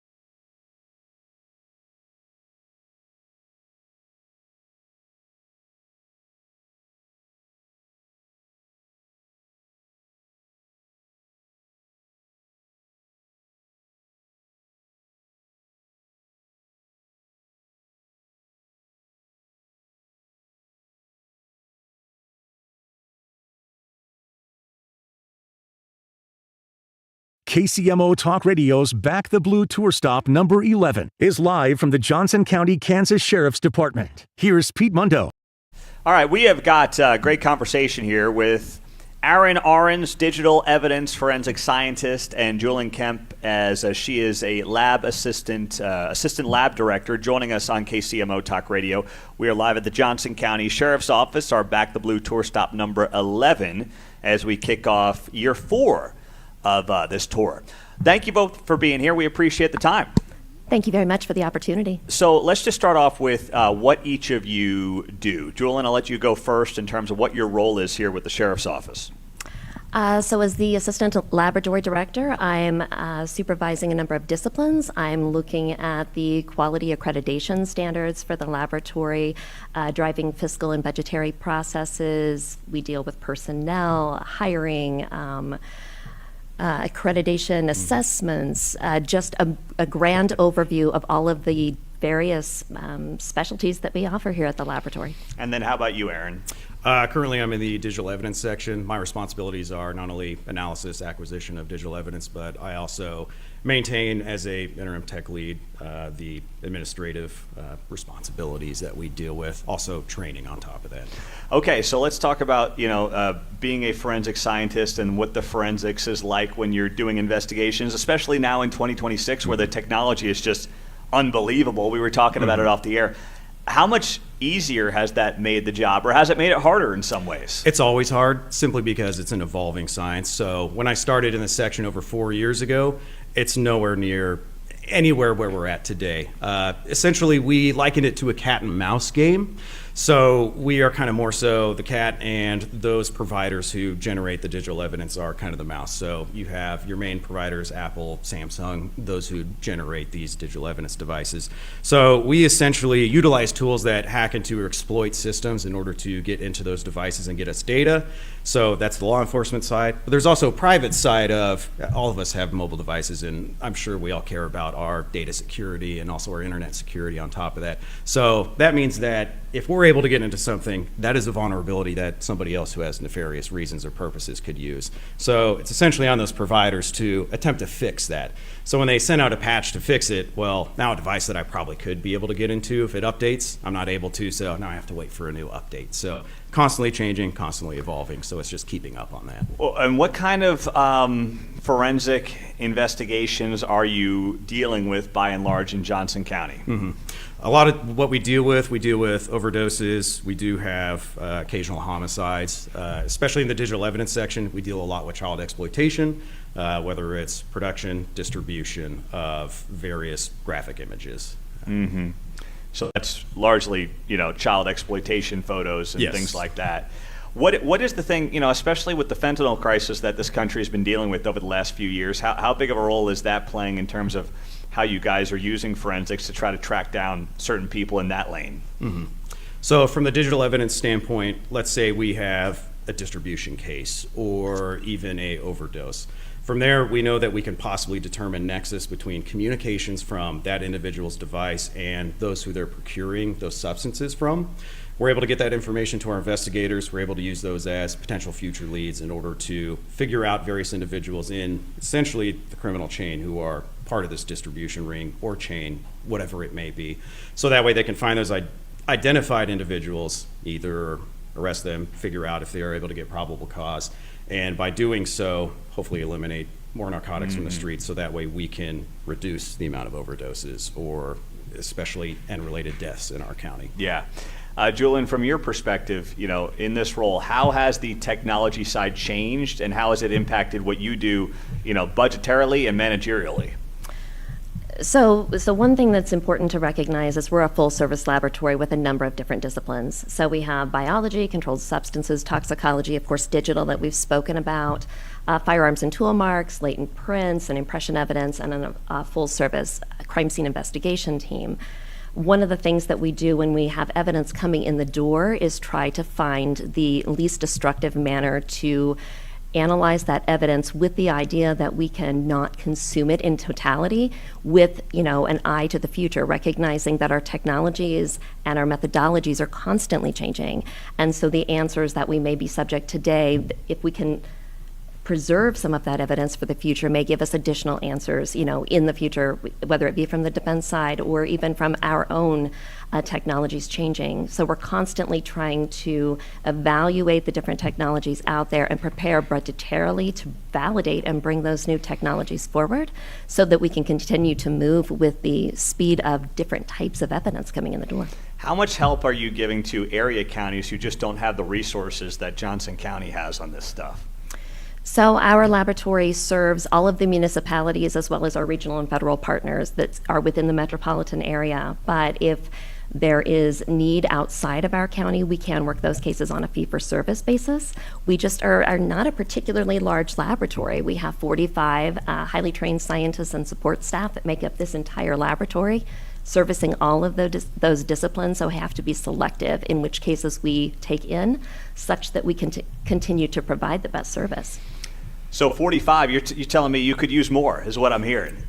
I think we could always use more. I think every laboratory out there would say exactly that. It is a struggle because you provide such extraordinary services and the need for those services is so great. Every forensic laboratory would tell you that they really have to strike a balance between the personnel and budgetary resources and the requests coming in the door. And so to do that, we're very proactive at prioritization, about looking at the most probative pieces of evidence and pulling those through our analysis process to get those answers out the door. But we could always use more money and more staff. So is your day-to-day like a real-life episode of Forensic Files? It'd be nice. Only 60 minutes long to get done with a case, but yeah. That's right. It takes a bit longer than that. There's a bit more nuances into it. I think about that because I stumble upon the show. It's like nonstop on HLN, I think, all day, every day. So if I got nothing on, sometimes I'll pop it on there. What's different? What's similar to what you see on TV on those shows? Probably the biggest differences are you don't really have any of those quick one-liners or those moments. Also, a lot of the equipment and technology that they use on the show. they're old shows now. A lot of it's kind of a bit more so fake on it. But they kind of only show like the action scenes of everything. Yes. There's a lot more kind of like more so draft day-to-day basis. They never show the paperwork. So that's right. There's a lot of that. We always have to document everything. So because once again we also testify. So whenever we go to testify, I don't want to be sitting on the stand. Somebody asks me a question, I just say, I know I did it. I don't know how I did it or what I used. So it's always good to keep that paper trail and documentation. When it comes to homicides in particular, how I know there's not a lot necessarily in Johnson County, but when you're dealing with them, what makes those cases different? Those usually, I imagine, draw more attention from the public as well. So how is it handling one of those cases versus anything else you do? Yeah, so we have various prioritizations amongst the lab. And when it comes to actually conducting the analysis and handling of the devices, we handle everything the same and the way we also approach our analytic methods. So we're very big on anti-biasing ourselves. So whenever I go through and approach any type of investigation, whether it's a homicide, overdose, child case, what I do is I try to get the bare minimum information about the case so that way I'm not going in with preconceived notions about what I'm expecting to find. Because on mobile devices, we can get over 250 gigs worth of data. It's a lot of data to go through. So if I already think I know what I'm going to find, I increase my likelihood of either missing or not even searching for areas that possibly could have either probative evidence or even exculpatory evidence. And then what is the firearms library? What exactly does that entail? So that is something that's very unique to our laboratory. It is a reference collection of firearms. We have more than 3,500 presently. And those are being used on a very daily basis by our firearms examiners, not only to render, sometimes a firearm will come into the laboratory and it will be non-functional. So they can use that reference collection as part stock to try to render those firearms that are submitted functional so that they continue with the analysis of them. Also, they're used as comparison firearms to try to determine if this particular cartridge case could be fired from this particular weapon by looking at the markings. So that reference collection is built from donations from the public as well as contributing agencies. Once they've submitted the firearm to us and it is returned back to them, once that case has gone through the judicial process, there is a Kansas statute that affords them the ability to donate that back to us so that we have a broad collection of various types of firearms to compare against. And then I also want to ask you, Aaron, you can take this if you want, the Faraday room? Yes. Faraday room, what is that? So another thing that we deal with evidence is preservation. We want to make sure that evidence isn't being manipulated, changing. So with mobile devices, I get a phone and it's powered on. If it's still connected to a cellular provider, it's still receiving phone calls, text messages, and at worst, you can send mobile, or essentially wipe commands. So if I don't properly protect that device, I can possibly lose out on all data. So the Faraday room, it is designed so that way it does not allow any type of signal inside or outside. So if we were doing this show right now inside the Faraday room, a lot of your listeners, they'd just be hearing static and nothing on the other end.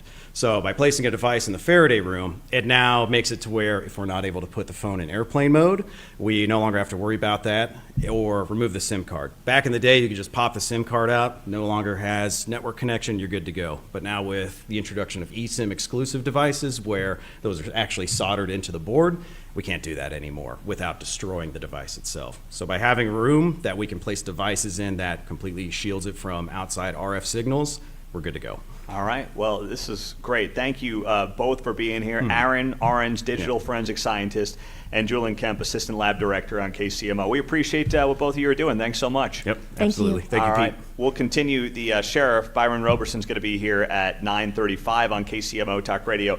Coming up, a big event happening 1 week from today that regardless of which side of your state line you are on and who you root for, you'll want to know about. We'll tell you about it next.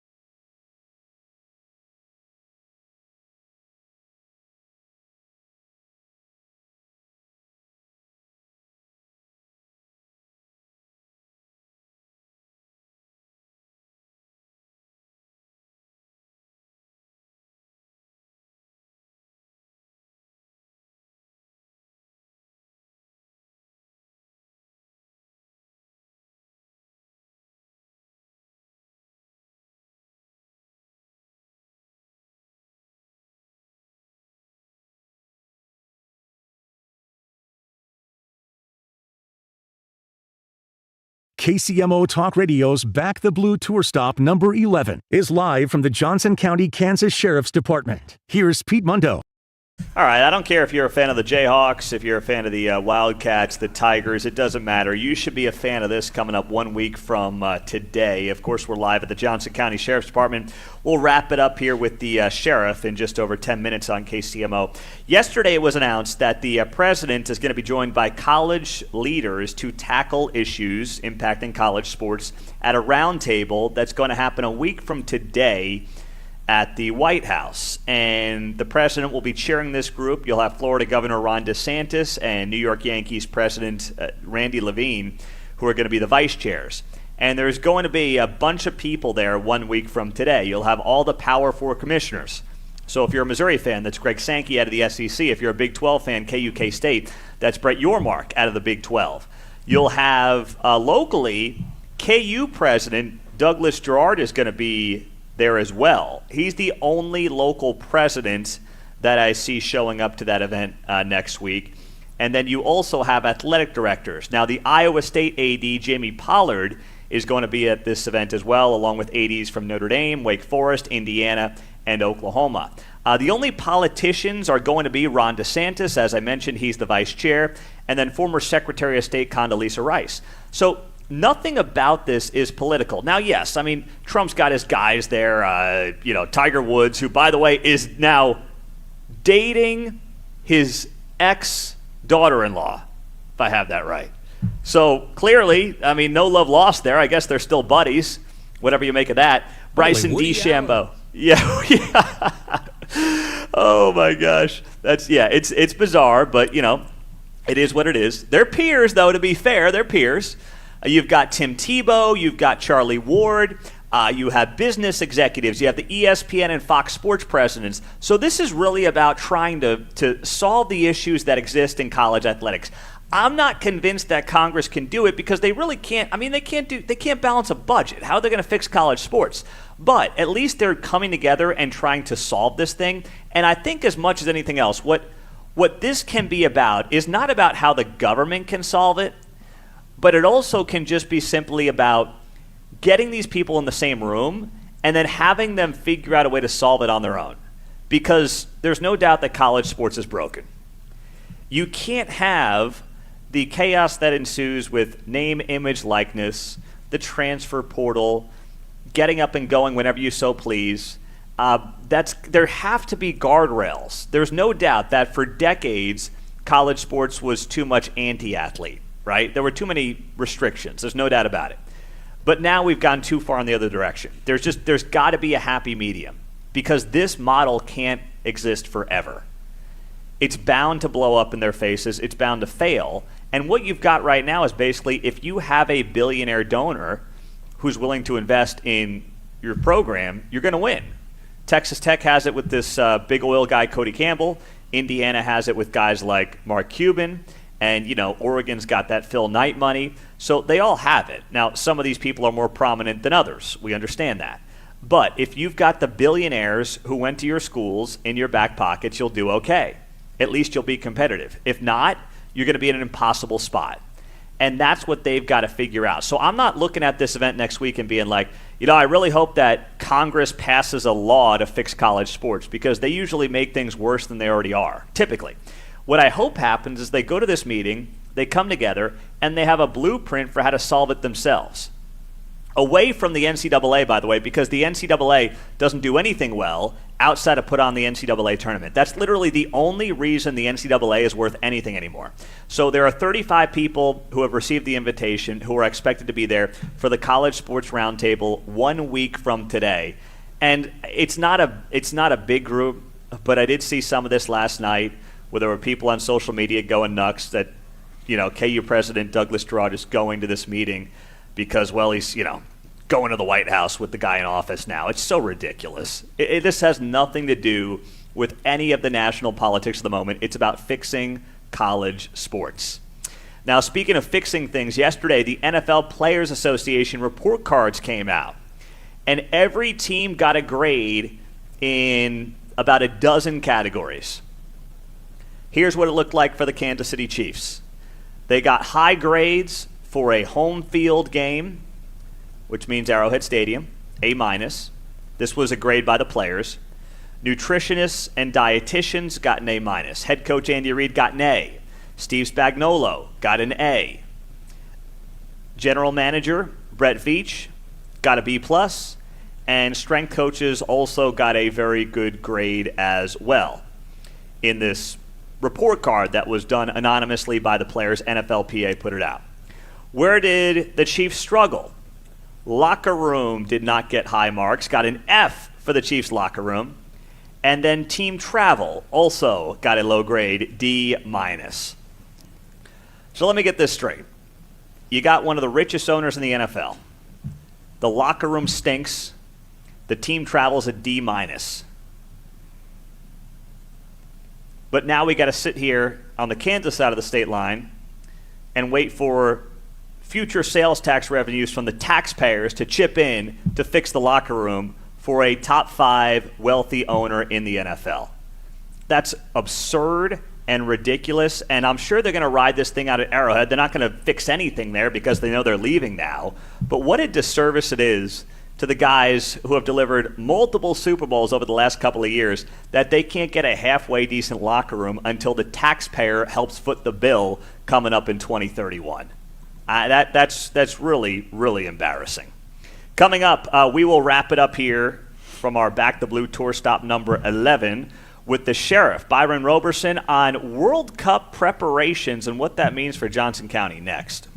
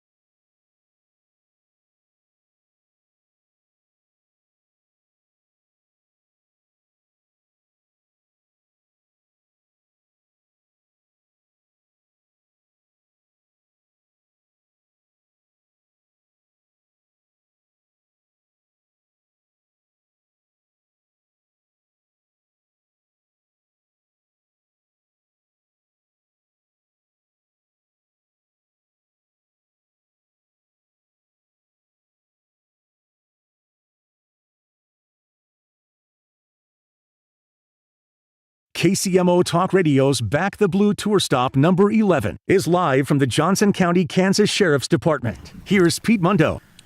We are wrapping up our tour stop here in Johnson County with the Sheriff, Byron Roberson, on KCMO Talk Radio. I want to really dig into, Sheriff, first off, thank you for having us today. You guys have been absolutely tremendous, so we appreciate you having us out. We appreciate you coming. Well, let's go to the World Cup. There's a lot to prepare for, obviously, and I want to start off with just the cultural differences between this country, Kansas City, and the people coming from all over the world. We were talking a little bit about this off the air. What is that going to bring to Kansas City, and how is that going to impact the legal and the law work that you're going to be doing here for 6-7 weeks? Yeah, it will bring a very different dynamic that the United States isn't used to, and that is foreign countries that are coming. They're coming to celebrate, and that's fine. But they will also bring an element that of criminal activity that we will have to deal with on a different level. Especially since we have, of course, some language barriers. You'll have cultural barriers. You'll have cultural differences that some of these crimes that we may consider crimes here in the United States aren't crimes at all in other countries. So those will be things that we'll have to address, and it may involve the legal system and the judiciary system as well. So we're looking at things, the drug laws are different in different countries, right? I mean, versus what we've got here. Heck, our drug laws are different, Kansas versus Missouri. So, look at that, right? The marijuana thing. They may be smoking pot in Missouri. They don't even know they're in Kansas. And next thing you know, they're obviously breaking the law. So how do you police that? Yeah, we will have to, a lot of it we do not plan on being heavy-handed with the policing. A lot of it will be educational.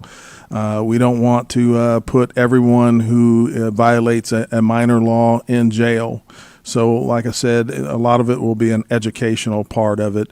But if they don't learn from the education, then you have to take some enforcement, and that's where we come in as far as the sheriff's office. That's our main role. What about human trafficking and how that is potentially being guarded against ahead of the World Cup? Yes, that's a serious issue. It's a serious issue every day for us, but it's even more so during this time because there are some countries that human trafficking is even more prevalent than it is here in the United States. And that is something that we're working from everything from the U.S. Air Marshal to our federal partners to our local agencies. We will be looking out for this type of activity because, like I said, in some countries that's a normalcy. Here it is not. And we want to make sure that people are protected. That type of activity isn't happening, but we also want to help anyone that's involved in that if we can, detect it. How are you using the feds, and what are they doing up at the airport to try to solve this before it gets to the ground level? They're educating themselves on what that looks like. What does a person that's in duress that may be part of a human trafficking ring? And then also our direct communication with our local and state partners to investigate, to also, just don't assume that something, if it looks out of the ordinary, we're following up to make sure that, this is something going on or not. It won't be just because you have a certain person with another person, but if you have individuals that are flying that may give those telltale signs, such as very little luggage, or not allowed to really leave a certain person. Those type of things sometimes are indication that a person is being told to do something against their will. So with that, I think about how there's always feds involved with like the Super Bowl and things like that where there can be levels of human trafficking, but this is a whole different level because you've got multiple cities and you have a lot of foreigners who have different rules on this stuff. So how much more difficult does it become with this setup that this country really has never dealt with before. Yes, we are in close cooperation with our judiciary, with also our local district attorney's office. We're working through what does that look like if someone is committing a crime. More than likely they're not going to come back to court. So we need to sometimes figure out a way to dispose of that case here. And also, like I said, through education, we need to make sure that everyone, using our social media, using our local media like yourself, and also our print media and everything else, to make sure that people have all the information about the rules, so that they don't violate the rules if at all possible. I'd love it if these foreigners show up here and they're tuned into KCMO for 6 weeks. That'd be pretty good. I'll take them. We'll teach them a thing or two about Americana while they're at it, too. I'm looking forward to that. Yeah, that may be an opportunity there. Yeah, there might be. So, Sheriff, what about, also just the living decisions by some of these people? Are we expecting tents to be hanging outside some of these base camps, just saying, I'm not paying for the hotel, I'm just going to camp out here? And what does that look like? So a lot of our intelligence that we are getting, and we are in communication with the FIFA organization, as well as our foreign partners in law enforcement, along with our federal partners, that give us intelligence that says that many people that come to FIFA events around the world do not intend on staying in very high-priced hotels. Instead, they will either buy a tent or pitch a tent, or sleep in your parks, or sleep anywhere that they can. So it is a serious issue that we are talking about how to address, making sure that our ordinances are up to snuff before this event. Because that is something that our citizens, I don't think will appreciate that, and it will be up to us to make sure it doesn't happen. I know you've got a gray area, and you've said, hey, a lot of this is going to be education as well. There are going to be people who hear that and say, why are we going soft on crime with people who aren't here or from the country? I would imagine that, listen, if someone's going 5 miles over the speed limit, that may be an educational tool. But we're not going to let people sleep in the parks because we want to slap them on the wrist, right? Right. No, there won't be people sleeping in the parks because that is not that is not what we do here. Yeah. So we will enforce the ordinances and state statute as much as we can, but we also have to understand, if we have such an amount of people that are here, we're going to have to sometimes maybe lower our threshold of not stopping that, not giving a person that ticket for 7 over. Yeah. But are things that are part of our society. We are not going to change our standards here in Johnson County to appease guests. Guests have to come and have to follow the rules, and we are here to make sure that those rules are followed. What's giving you, last thing here in the final minute, what's giving you any sleepless nights ahead of the World Cup? I wouldn't say sleepless because the job of a sheriff is sometimes enough sleepless nights without worrying about FIFA. I am hopeful that what we are doing as a law enforcement organization here in Johnson County, along with all of our partners across the state line, as well as our federal partners, that we are going to be prepared. So that is why I'm not going to, it's not going to be sleepless, because we're going to be ready for whatever comes. And yeah, we can't predict everything, but we're going to have good base plans in place, and we're going to rely on each other, whether it be KCMO or KCK or Johnson County Sheriff's Office. We're going to rely on each other's resources and expertise to solve whatever comes down the pike. I'm not worried about the safety of this community during FIFA. All right. Sheriff Byron Roberson on KCMO, thank you for having us. It's been great to get down here and talk to many of the great folks under your leadership, and congratulations on the first year in office. Thank you very much, and I appreciate you coming, and not just this sheriff's office, but the other police departments that you guys visit. It is appreciated. You bet. Thank you very much to Sheriff Byron Roberson on KCMO. We'll wrap up the show with Keatsman coming up next.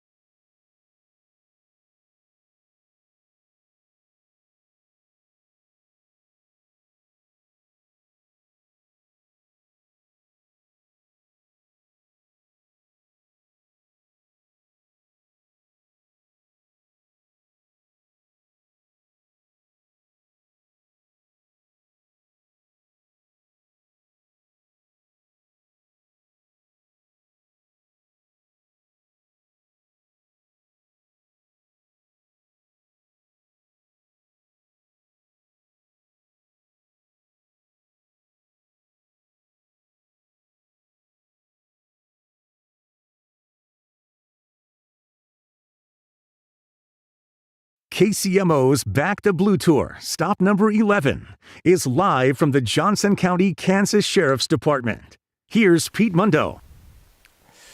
All right. Wrapping up the week with Kevin Keatsman here on KCMO Talk Radio as we are live wrapping it up from the Johnson County Sheriff's Department. Kev, what's up, man? Good morning. You know, we had something interesting happen here. When I walked in the studio, I sat in the chair I normally sat in when we do the crossover here, but since you're out, I still sat in that chair. When I was a kid and my dad wasn't home, I would never sit in his chair or at the seat at the table where my dad would normally sit. And it harkened back to when I was like 10 years old. And John said, hey, don't you want to go sit in the main chair? I'm like, this is Pete's chair until 10 o'clock. I shouldn't be sitting here. I feel dirty. I'm sitting in it. Oh, that is funny. Hey, let me harken back to when you were 10 years old or a little bit older. 1980, Miracle on Ice. Compare it to Sunday. I'm sure it's not the same level, but this week started off with a bang. Compare and contrast where you were 46 years ago to what it was like on Sunday for you as someone who experienced both of them. Okay, the similarities are eerie. Okay, we just come out of 4 years of Jimmy Carter versus 4 years of Joe Biden. It was very similar. Inflation was out of control. Gas prices were outrageous. There were all kinds of people that didn't like America. Flags were being burned. All kinds of crazy stuff was happening. I was 15 years old when this took place. So I remember it all very well, and I was about to get my first car, which was a big time in anybody's life, right? So everything like that was the same. The reaction completely different. Back then, everybody, both parties, anyone in America, everybody loved it. The anti-war people loved it. Everybody loved it. They were finally proud that America did something well for the first time in years. This time around, we literally have, maybe 25, 30% of the people in this country that will hate anything good for America because of who the president is. That did not exist in 1980. And as we know, Ronald Reagan was then elected, and we had the golden era of the 80s, which essentially it was. You know, you and I have talked about this before. We both have spent a lot of time in sports media. We both still dabble in it in some ways. But you have seen the worst of sports media in this country on display this week. They have been desperate to make the Trump phone call a thing, the, politicization of this Team USA hockey win a thing, and they're failing miserably. When Jack Hughes shows up for the New Jersey Devils in, still a blue state, whatever that was, Wednesday night, and the place is going nuts. They don't care about these things that sports media is trying to make a thing. What's your interpretation of it? Well, they also booed the governor in New Jersey when that happened that night, and he got another hero's welcome last night in Pennsylvania at the game in Pittsburgh, and they stopped the whole before the game, and they all roared for him. And everybody, Penguins fans were wearing USA jerseys at the Pittsburgh game, which I thought was really, really cool. Pete, I think this is what happens with people who are in sports media. We're all young. We all love sports. Things going on in the world are not important. We want to get into that as a career. And we do. For many, they find it not to be lucrative enough. They leave in their late 20s, 30s, find something that's lucrative. They're generally speaking very smart people. They go off and start their own business or get in sales or do something else. Those that stay in it, some do very, very well. Stephen A. Smith makes millions and millions of dollars a year. What else is he going to do? It's just a phenomenal ride. But the guys that stay in it, the longer they stay in it, we all get to a point where we start to think, okay, I'm covering 19, 20, 21-year-old kids here. This isn't rocket science that I'm doing for a living. There are more important, bigger things in the world. Some move off into that, and some stay in sports because they have no avenue out, and they become bitter. And I think that's what we saw. We saw an awful lot of sports writers and journalists in this country that are just kind of sick of doing their everyday job, asking jocks for quotes, posting stories online, and they got something big and juicy and meaty and thought, well, now I can write something and do something of importance. And they flamed out miserably, which maybe explains why they're still doing sports. Yeah, that is so true. And I just think that, at least in news media, and we're growing, obviously, from the standpoint of, alternative, conservative, whatever you want to call it, kind of media opportunities that are out there. But in sports, what do you have? Outkick, maybe? Even the digital sports media outlets in Kansas City that are not traditional media, I see them online, you see them online. They're filled with people that just lean completely the other way. It's the strangest thing to me because there's a lane there. You do it with the KK Has Issues podcast, but outside of that, there's not an ecosystem for any of this stuff on the local level yet. Yeah, my podcast is half sports, so I still do. Yeah. I do a lot more sports there than I do here. which I like doing. I still love sports. I've not lost that. I like doing it. I just don't want to interview 21-year-old kids about, a ball that went between their legs or something. You know, it's just it just doesn't float my boat anymore. So no, these people are generally speaking pretty miserable in what they're doing. We're talking about a city. We literally had, I'll name names. I'm tired of not naming names. Sren Petro literally went on the air during COVID, okay, and said football should be stopped. People are going to die. He went home and stayed home for months, wouldn't come to the office, and didn't want to do the radio show. They're like, we should shut everything down. Like, there are so many people that are so far left in this town in sports media. It's insane. In fact, they don't even know the world, and I love him to death. He's a great guy. Vahe Gregorian, as far as I know from the Kansas City Star, is still stuck in Puerto Vallarta. Now, I haven't traveled to Mexico in 18 years. It's our favorite place to go.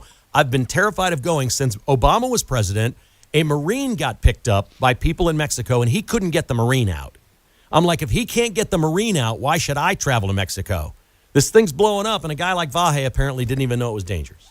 That's unbelievable. And then you got also like midday radio hosts at other radio stations, Cody Tapp, saying it's evil and shameful that Kansas now says you have to have a driver's license based on the sex you were born to. It's like, what are we doing here, guys? What are we doing? And what are you doing? How is that a win for you? Trust me, that's an 80-20 thing that you're on the 20 side of. That seems bad for your business. Yeah, I know Cody Tapp very well. We work together, and he's never seen evil in his life, so he couldn't identify it. Yeah. I'm serious. You're right. It's just not You're a world right. he lives in. And there's a lot of young. This is a blessing. This is a great compliment for America. We have a lot of young people in this country that have never seen anything bad in their life. And never had anything at risk, and their parents have money. And so when they talk about right privilege, they're living it. There's a lot of liberals living that. And I did see, too, that Wall Street Journal had a piece, young people all want to leave America and go live in Europe. Have fun with that, where 20% of people have air conditioning compared to 80% of Americans. I mean, they don't even know how good they've got it here, to your point, Kevin. So, They say right. it and don't do it, and Rosie wants to come home and she can't get home. Which is fine by me, man. Exactly. Have a great weekend, Kevin. You too, buddy. I love your chair. All right. Thanks, man. Kevin Kiesman Uncanceled is next. Have a great weekend.